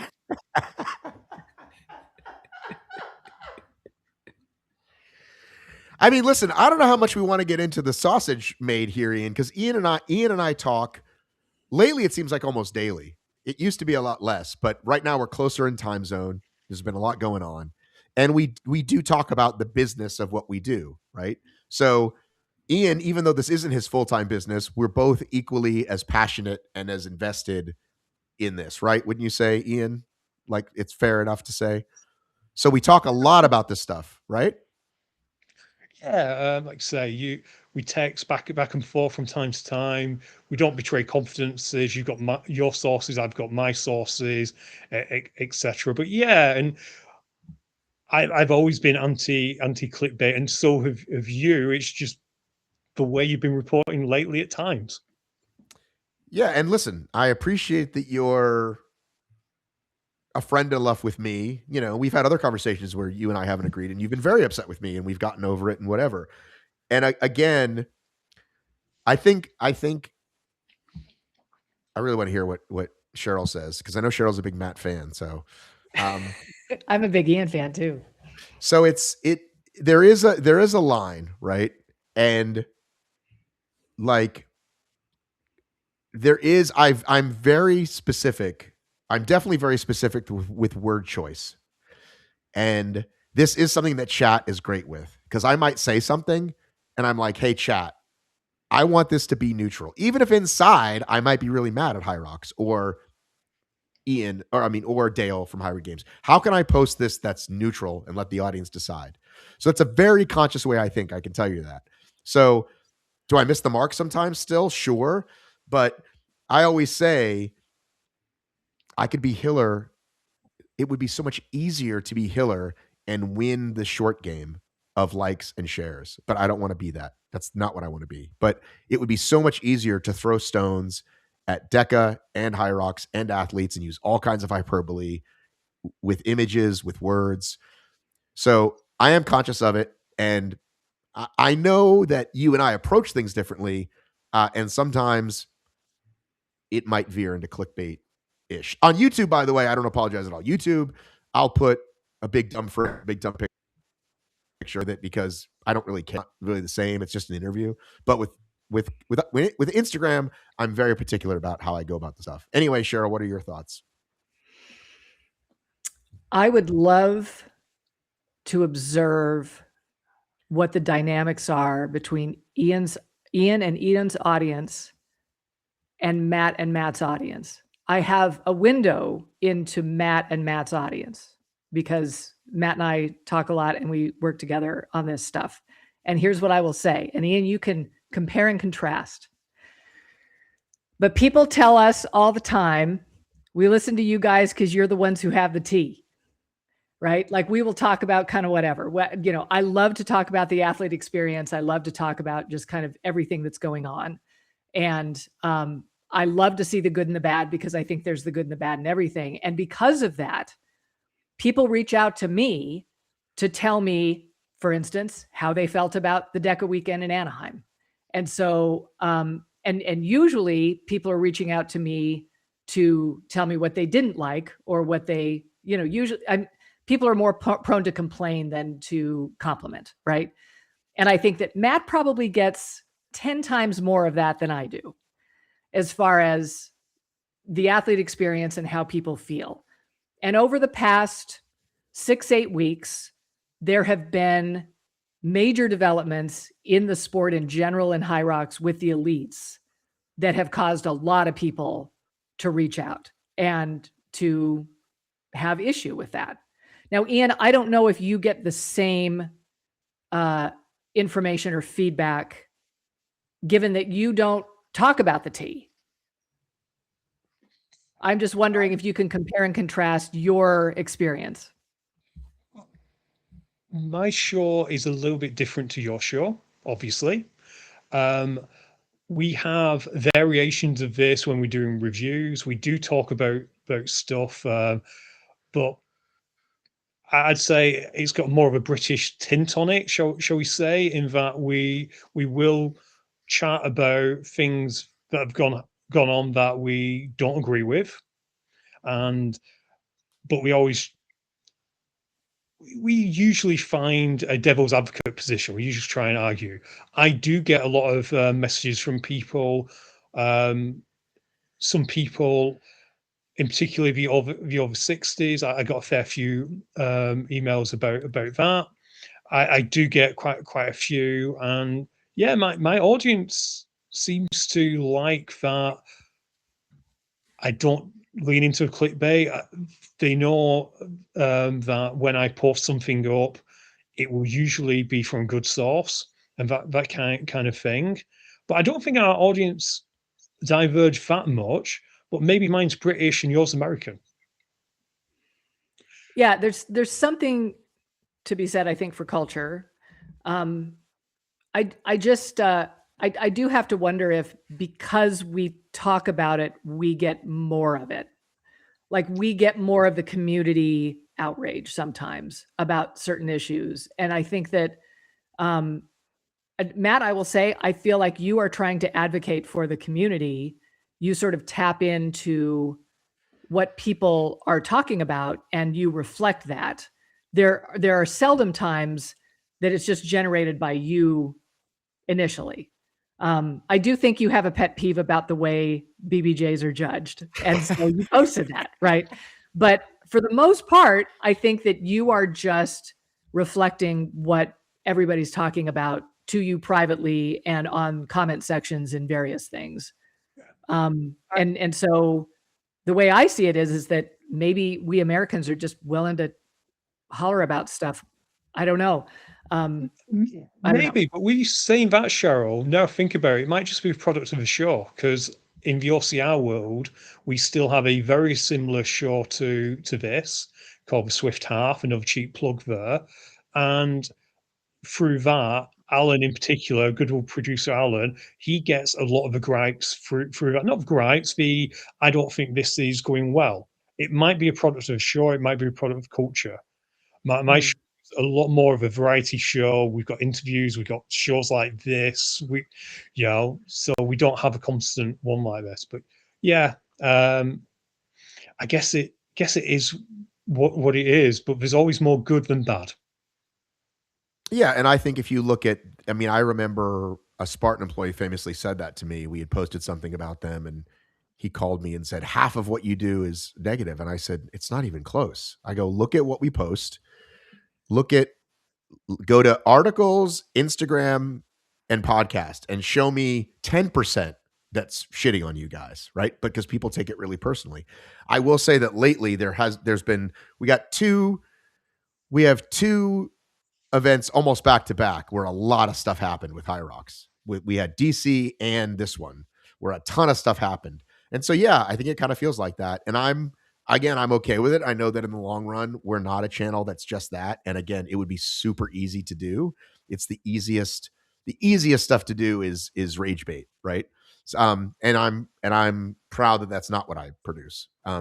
But I certainly am willing to look at it, right, as my friend, as somebody whose opinion I trust. Like, oh, I could, and like, again, like, would I call a judge out like that again? Maybe I won't. Maybe I would hide their face. I don't know. Maybe I wouldn't at all. We'll see. Because, like, I'm not out to hurt people's feelings typically.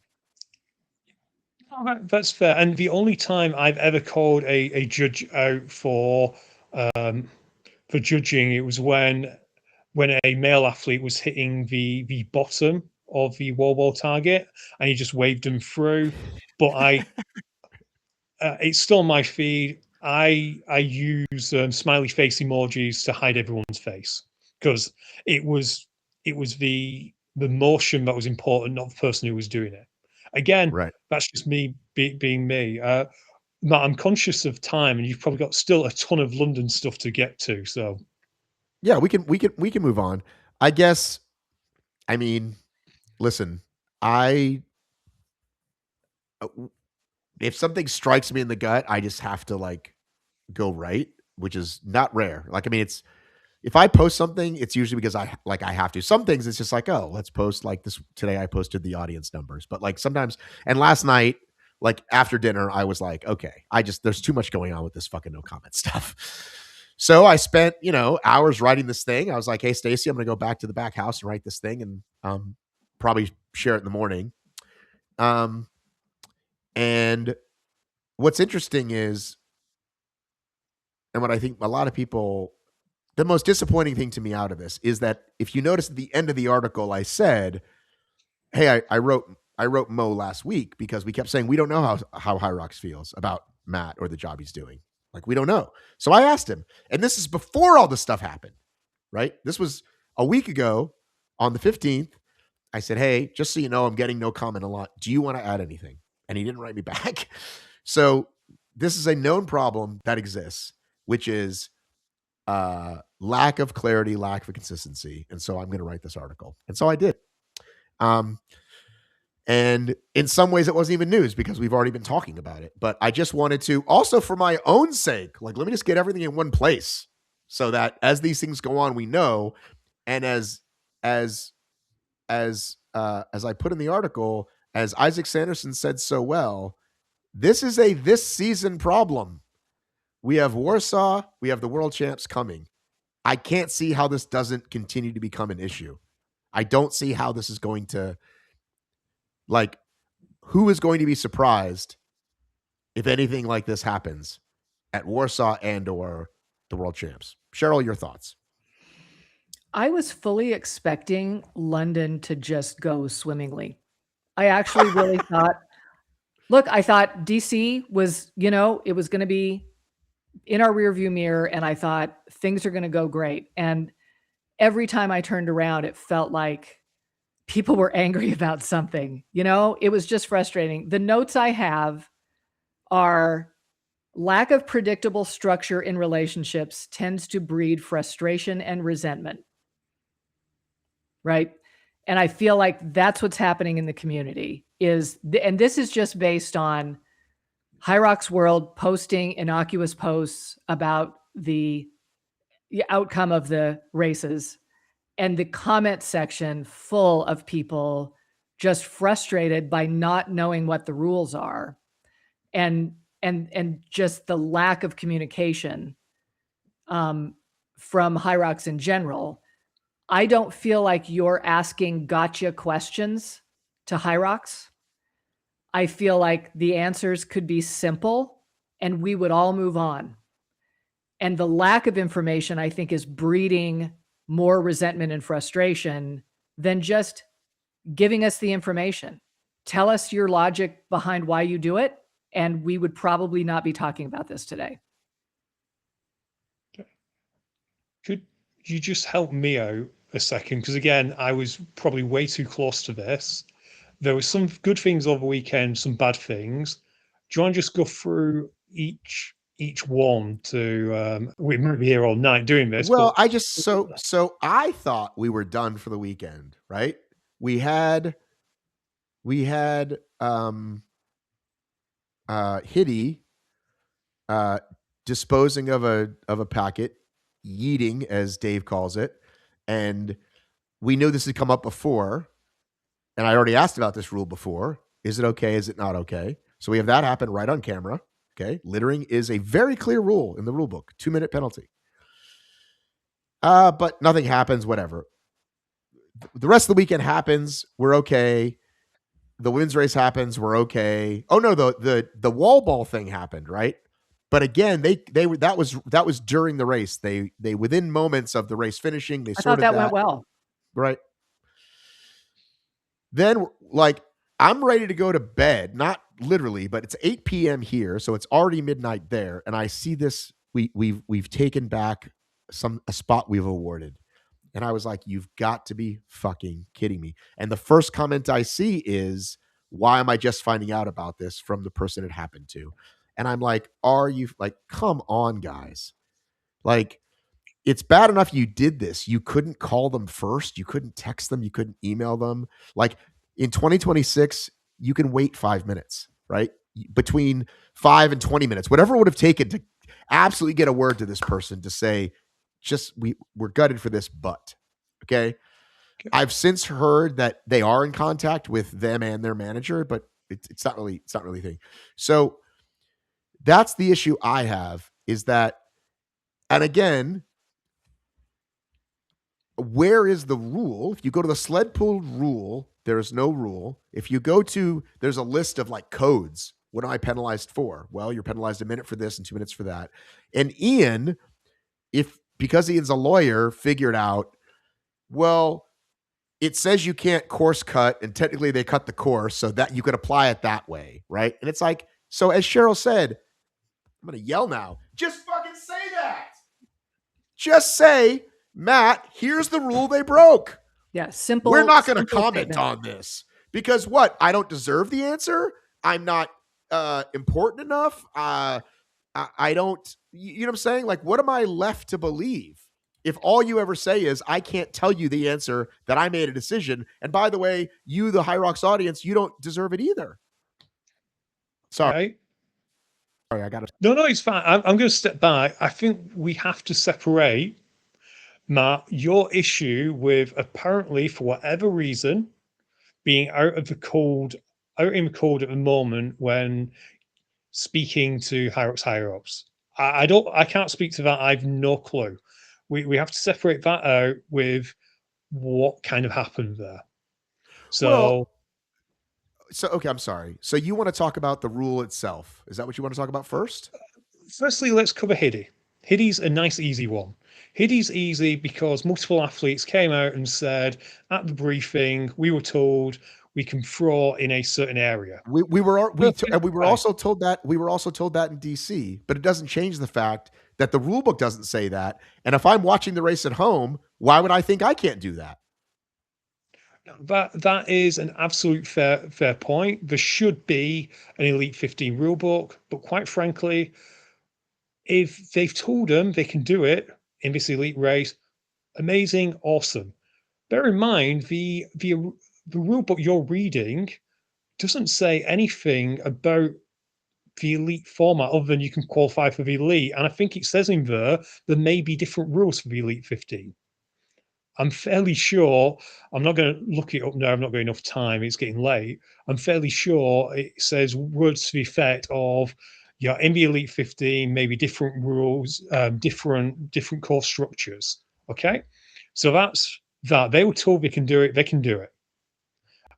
Again, this is me being the lawyer here. The other aspect is in terms of the cut corners thing. That has been a rule for a long time now in the elites. It was pointed out to me. I'm going to give him a shout out. Mark Twigg, good friend of my show, pointed out that when we're on the grid, you finish the sandbag carry on the far side, and you have to run all the way back down. You can't cut the course. You have to run down your lane, and then you join it. So this wasn't a new rule. It may have been new to people seeing it for the first time because it's never been brought before, but it wasn't a new rule. And it is technically under the rule book, which says you have to run the distance. And they dictate what distance is. They go through the distance. And I spoke to an athlete earlier today, again, on that podcast that's out, where he said, we get walked through the course. So to those athletes, they would have been aware of the rule. To me, the bigger issue is the fact that it wasn't called out and it then got changed 3 hours later. But I think that's completely separate. So you're okay that at any given briefing, they can add or subtract rules because they're allowed to do that? Because I am not an Elite 15 athlete, I will follow my rule book. And if someone is getting, I'm going to get heat from the American audience for this, I know, but if I am getting my rules from watching a completely different race to my own, I'm an idiot. I should be reading the rule book and I follow whatever I'm talking rules about say. 20,000 people that sign up for a race. Yeah, there Do should be those people read the 20,000 rule book? people. They should. Okay, let's say they do. Let's say they do. And then the next thing they see is people throwing cups of water and things. Then their mind, well, clearly that's not a real rule because I can do that. Amazing. In the NFL, I watch NCAA football, and they make a catch down the sideline, put 1 foot in bound, step out, it's completion. They do that in the NFL, it's incomplete. Okay, right, but those aren't spectator sports. We're projecting a spectator sport. But again, let's back up to what we're saying though here, Ian. Yeah. What if he forgets to say it in the next briefing? Well, if he forgets to say it in the next briefing, then you penalize it.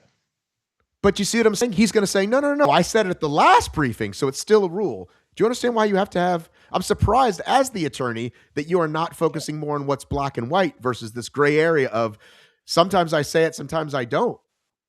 My suspicion is and where he has specifically said, I'm not going to take the time to explain X to you now, which we've heard athletes. Cheryl, go ahead. I hate to cut off Ian.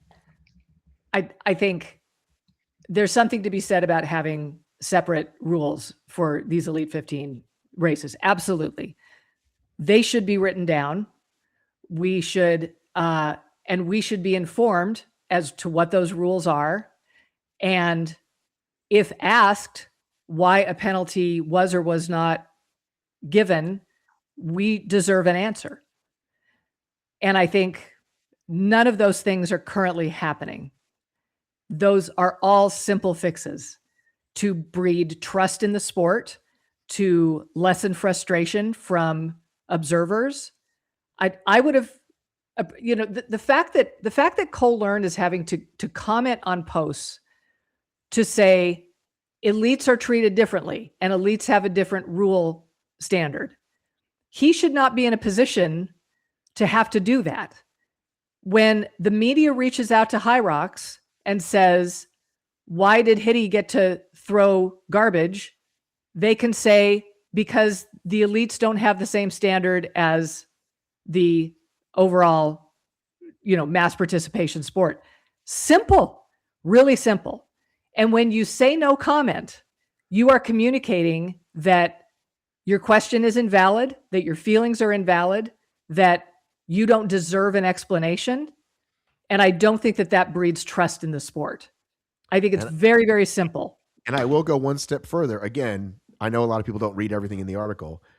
I asked specifically about Emily and the wall ball situation. I said, can you confirm, was it running under the rig or contact? He got back to me and said it was for impeding a runner. She didn't run under the rig. So it's not Simple. No comment all the time. It's clear. And Matt and I have had, you can go through our WhatsApp. We've had several conversations where I was given an answer. But in this one category, Cheryl, I don't know how you would categorize them, these 4 or 5 pretty big issues, instead of they have a different rule book. We already talked about this in the briefing, 100 other things. It's no comment. And again, you talk about the trust bank, Ian. How does one feel when someone says, I don't have to answer you? Yeah, that's the problem. Again, maybe maybe we've created this monster a little bit as well. Maybe we as the media, we're so used to having this instant access. Maybe there does need to be any rules queries goes to X person. Well, it's him for sure. It's listen, he and I, many conversations. in person, we've had voice notes, and like this shouldn't be so public. It should be pretty easy. I ask a question, and 9 times out of 10, I get an answer. And once in a while, it's, hey, that's internal, and we can't, and I have to give you a no comment on that. I'm sorry. But there isn't 100 reporters, right? It's not like they've got to deal with 100 reporters after every race. It's just me. It should be pretty simple. Again, am I crazy to think because I care what my community thinks of what we're doing as a sport? Here's an answer I'm going to give. And again, it could be we change the rule. They have a different rule book, 100 different things, but instead it's, again, you don't deserve an answer. Like that's what no comment means. Like when I'm done talking to my kids, hey, I'm done. I've explained, like, I don't need to explain it to you. Like you're my kids and this is the fucking decision I've made. And this is what we're doing. That's what it feels like to me. And again, I don't think I'm asking a lot. As you said, Cheryl, I don't play a lot of gotcha. I don't try to, let me see if I can set them up for a big thing, which again just is a lot easier. Simple question with a simple answer. Yeah, but context is key as well, Matt. It's a difficult situation. I do think you're getting too hung up on, for whatever reason, you're getting no comments at the moment. Well, I'm not. Have you read what people are saying? Are they saying, Matt, you're too hung up on this? I'll give you a hint. No, they're not. So I think my instinct is pretty right. Now, again, there has been some let it go. We know they can throw paper. And by the way, I'm not ever going to talk about those things again because it's obvious that's a different rule book. Like I'm not going to mention, and I'm sorry, people think I'm out to get them, and they know I'm not. Like if you think I'm out to get Cole or Hitty or anybody, clearly I'm not. Those are clearly obvious things. But again, on top of another thing that happened, which is the thing with Alondra, which is the rules being not applied unilaterally. And even that one, I could probably give you like, hey, that's between us and Alondra and us and what's his name, Kent. That one's a little bit more nuanced. And even that one, I'd probably be okay with. Listen, you don't know all the details and no comment that one. But the other ones, it eventually you're not going to ask anymore, right?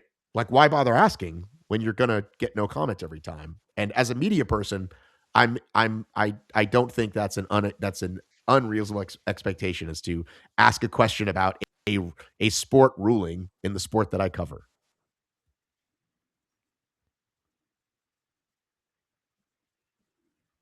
Why are you silent, Cheryl? Are you frozen? Because Ian's making faces and I want to hear what he has to say.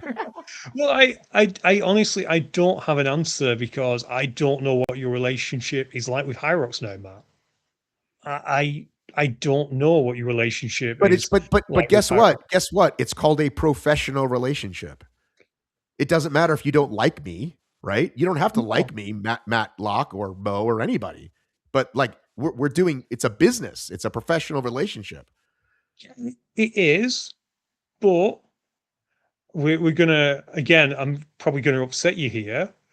When you posted about that official, did you reach out to the official? Did you reach out to Sean Noble to say, did you think that athlete was too close? You're lecturing them about being a professional. Should a professional have done that? I don't know. Cheryl, what do you think? I think it's apples and oranges. Well, and look, I think social media is largely reactive. I think we were all watching the race. I think you posted something that you were just reacting to. I don't think it was necessarily unprofessional. I also think, Matt, that one reason why you are popular in this sphere is because you are kind of a person. You're fun and you do wacky things and, you point things out that other people wouldn't. Femme Fatale is going to go down into the history books as one of the better headlines. And I think people expect that from HFM. And Ian, I think you are rightfully conservative in your approach to how you cover the sport. And so there's room for all of us, isn't there? What I will say when it comes to Matt is he's the one getting did you see this? Can I show you this video? What about this? What about this? And the questions he is asking are not questions that are generated from him. They're generated from the community. The community wants to know. And so he is representing the community when he is asking these very simple questions just about, why does this person get to do this? Because if he gets to do it and other people aren't, that is an advantage. And so if other people aren't tossing their trash or they're not rapid cooling or whatever, Rich Ryan had an excellent podcast this morning that I listened to, that he's careful and he keeps the rules because he just wants to make sure that he's not going to get penalized. But he does recognize that, yes, he would love to pour water over himself when he's racing, but he's not going to take the chance. And so therefore, is that an advantage to someone who is going ahead and doing it when it's not clear whether or not you can or you can't do it? His larger issue as well. Go ahead and say what you want to say, and then I'll say. Yeah, I was just going to say, to me, I don't know for sure, but I reckon the issue with the rapid cooling, no one appealed it. But part of the problem is I've heard different stories about people appealing or not. And so again, my trust with those rulings is kind of like, I don't know what to think because you won't tell me. And these athletes, I get different stories from, so I don't know who to believe. For example, I heard somebody absolutely protested the chalk. And then I heard stories that it wasn't, right? And so it's like, it probably was. I can't see how it wouldn't have been, but again, we know that the rapid cooling wasn't challenged. Well, actually, I don't know it wasn't challenged, nope, but we don't know that. But again, I'm just so that for the record's clear, I'm never going to ask about garbage or water again. Like those are done. But if other rules get broken and it's unclear, I'm going to ask, what's up with this? You know what I might do though? I might write you first, Ian, and say, hey, let me see where I'm at with this. I'm being serious. No, I'm being serious because like you did point out that course cutting thing that I didn't quite understand. And then I just would have included that. I would have probably just included that. I would have said, hey, I think this is the rule you're referring to, but just so I'm clear, because my audience is asking, what's the rule? Because that's what people were saying. It's like, where's the sled pull rule? So go ahead, Cheryl. Here's the larger problem. We have athletes tasked with policing each other. Yes. Let's say somebody did protest rapid cooling and that ended up being a 2-minute penalty. It would have changed the outcome of the race, and we would have gotten notified hours later that there's a new outcome. And that's a problem. There should not be a system. What Rich said on his podcast today is when he competes in Worlds, if he doesn't win, he's just going to protest everybody. He's going to find every mistake everybody did and throw it out there. Well, he's not. I know he won't, but like I can see. No, he's being facetious, but you see where there is that option. Well, right? listen. People have sent me videos of other people course cutting. Okay, right. I'm not going to say who that is. Yes, but is this? I've received them as well. Is this what we want? Do we want a system of rats? Here's where video evidence should come in. Let's say somebody hypothetically fucking body slams somebody into the wall, right? Oh, and that actually happened. That's one that we go back after the race and we say, you're penalized, right? Super egregious, not sportsmanlike, et cetera, et cetera.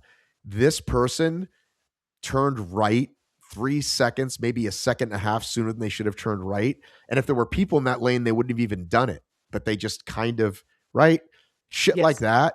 Or like, and they have said, we're not going to do reps, right? Like we're not going to go back on wall balls, but yet they actually did do that to Sean once. So let's not create a system of rats. Let's create a system of fairness, or not just rats, but friends of rats and coaches of rats. And hey, I like that guy that finished above me. And if we can get her bumped, then you go to qualification. It's just a lousy system. And you're right. That's the one we should actually be speaking the loudest about. Because I clearly am taking this personally, Ian. Speaking of being professional, I'm clearly taking this personally, but it is both. I really care about the community and getting good information, and I am clearly taking it personally. I'm sure whatever reason there is for you to get NC'd at the moment, I'm sure that'll pass. I'm sure whatever in the future, it'll be great. But you are right. That is the larger issue to me, actually, is it was technically a penalty, very technically a penalty, because as you said, yeah, it was probably a couple of feet that one of the athletes did. It wasn't even a competitive advantage because their teammate, to try and catch up with them, almost tripped over the sled and face planted. You can see on the video HYROX shared. But I do not, and I said this when Sinead and Lucy lost the world champ space.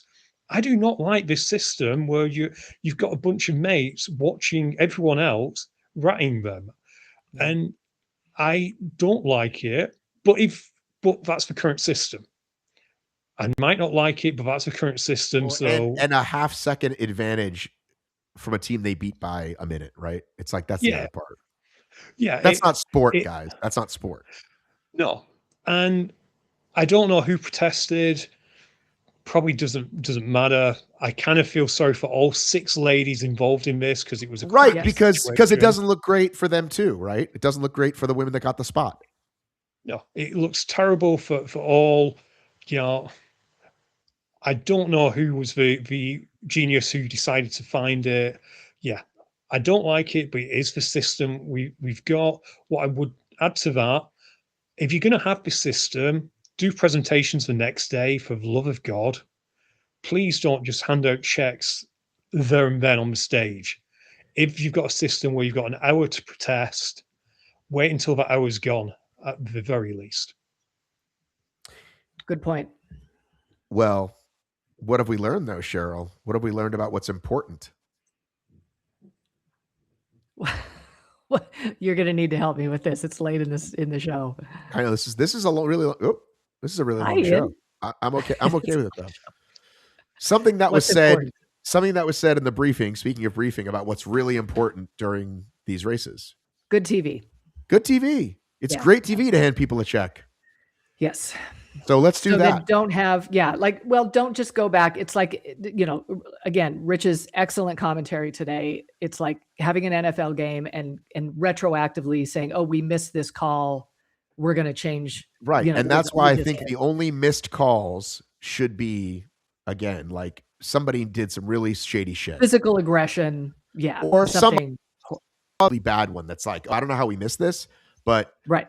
But this was happening in the race. Nobody changed it. Nobody said anything because, again, it didn't even.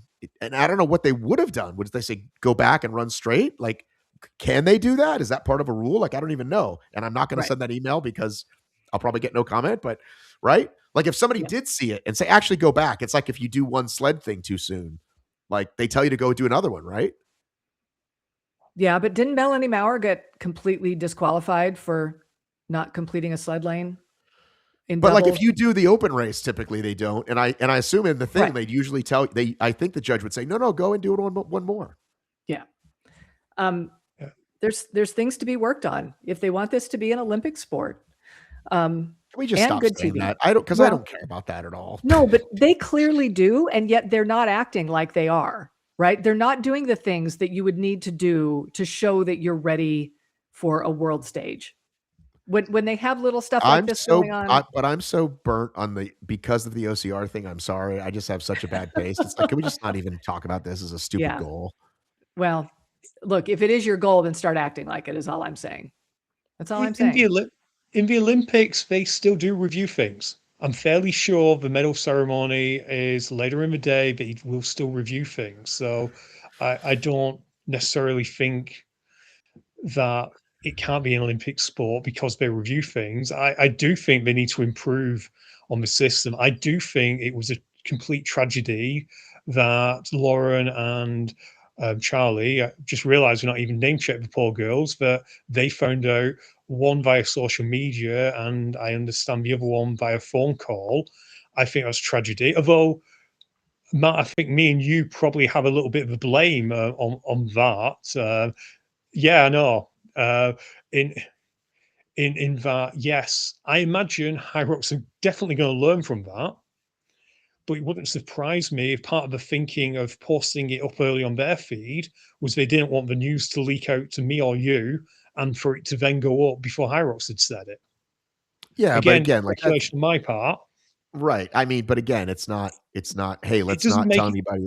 Let's But get this you thing. start with you start with the athletes, and then you bump it. You know, there is a Yeah, protocol for this. It was yeah. not called. Yeah. There was definitely someone messed up by pushing send on that post. That post was ready, and they probably, I don't know why they did it. I suspect they did it earlier. I don't suspect they'll do that again. So, yeah. And speaking of TV, it's real bad because then they do the live feed and then they make a 20-minute version. And so you watch the 20-minute version, and then as soon as it ends, there's an end credit title. By the way, they didn't actually win or they didn't actually qualify. So it's like, it actually doesn't make for good TV. Live feeds look great, by the way. You have to say, like, I am impressed. The live feeds look great. The graphics are cool. I honestly, to be honest, I don't ever watch them like start to finish. I would if I was with somebody, like I was hanging out with Cheryl, but I'm usually watching them after the fact, and I'll just kind of fast forward through stations and runs, and I'll watch the finish for sure. And then I will, or if somebody says, hey, you got to go back and see this section, or I'm hearing about penalties, or I start seeing little penalties. One thing we talked about quickly offline was, hey, why those women given 90 seconds of penalties, and then they also had 24 wall balls? I think they got a judge that was too harsh. And you said, well, to be fair, they're newer athletes, and I think they probably don't know the rules as well, and their performance wasn't as bad as you think. Am I getting that correct? Yeah, this is Holly and Saskia. I went back because you said 90 seconds and you were worried that was something to do with a judge. Well, 60 seconds of that was cutting the cross the course, which wasn't the judge's decision. That was a VAR decision. One was burpees. What decision? A VAR. Sorry, action replay. It was a replay decision.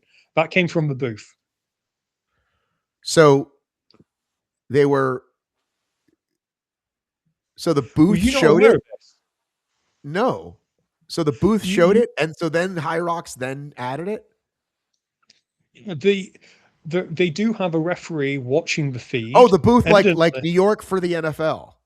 Yes. Okay. Yeah, no, I did not know so that. No, yeah, not Till and yeah, and that they're not watching and going, there should be a penalty there. No, but yeah, they do have a VAR, as we call it over here, official watching it. Evidently, he sadly missed Charlie and Lauren, or maybe he saw it and didn't think it was egregious until it was recalled. We'll never know. But he saw that. He added 60 seconds on there. We also had 15 seconds for staggered feet on the burpees. That was a referee's decision. We then had 15 seconds for foot on the floor whilst holding the rower handle. And again, I think that was a booth call. I don't think that was a referee decision. So you grab the handle before both feet are in. Yeah, she jumped in. She put both feet on the straps, and she grabbed the handle, but she must have slipped, and she put her foot back down, then kicked it back up. So it's just a mistake. And in regards to the 24 wall balls, most of them were for hitting the middle of the target, as in between the male and the female. So there were no reps, not for depth, but because they missed the target. So, okay. So Saskia and Holly are going to be a force to be reckoned with once they get a little bit more practice when it comes to the station work. Ian, you were asking earlier in this conversation if there were any good things that we saw in London. And Holly was incredibly impressive. The runners in these events, I thought, just outshone everybody. It was absolutely beautiful to watch some of these new folks come in and show us how it's going to be done in the next 5-10 years. Saskia 10 and Holly, years. My God, amazing. Cheryl. 10. Geez, Louise. I'll be pushing 70 by then, so you know. Well, we'll be dominating. We'll be dominating 10. AG World Championships by then. There'll be nobody left, but no, we're just going to outlive them in attrition. But no, it's just like Hitty was incredible. I thought Sinead put on a show. I felt like there were some magnificent performances, and I think that's why it's so frustrating to have to talk about all this other stuff, because it was incredibly impressive watching those folks. And I will say, Ellie Stenfer's post after the race was a masterclass on exactly how you should handle wasn't that great? The disappointing news that she got. It was absolutely what you should do, right? She owned up to it. She talked about how difficult it was for her, and yet, was gracious. Made me a big fan. I had the unfortunate mispleasure to be near the exit when they came over to her to have the talk, and I've never seen someone's heart break in real time. And it really, really did. I hope she doesn't mind me saying that, because you could just see how much it meant to her, and you could just see the stages of grief. The denial, then pleading, etc. It was horrible, but she's going to come out such a better person. Same with Emily. Emily had a great race for 95% of a race. It was such a that solo women and the doubles women, great races. Should point out that Charlie and Lauren, I think, are also runners, and as are Sinead and Lucy. So there's so much of this British running talent, and I think it's because of the Olympics. The 2012 Olympics. The 2012 Olympics. After the 2012 Olympics, there was a lot of investment in running and other things in the UK. And a lot of those school boys and school girls who benefited from that are now hitting their mid-20s. They're aging out of doing athletics, and they're looking for something new to do. HYROX is just up their eye. Well, there you go. That's wonderful. I think we should end there on a positive note. I think, they just, good job, everybody. Good job, really. All right. Everybody go listen to UKHXR. It's not just on Spotify. It's on all of them, isn't it? Yeah, it's fitness racing podcasts on everything else. It's for some reason still UKHXR on Spotify. All right. And you still do the OCR chats? We do. Swift Half on UK OCR every Friday for our version of this show, a bit more British. All right. Good talk, everybody.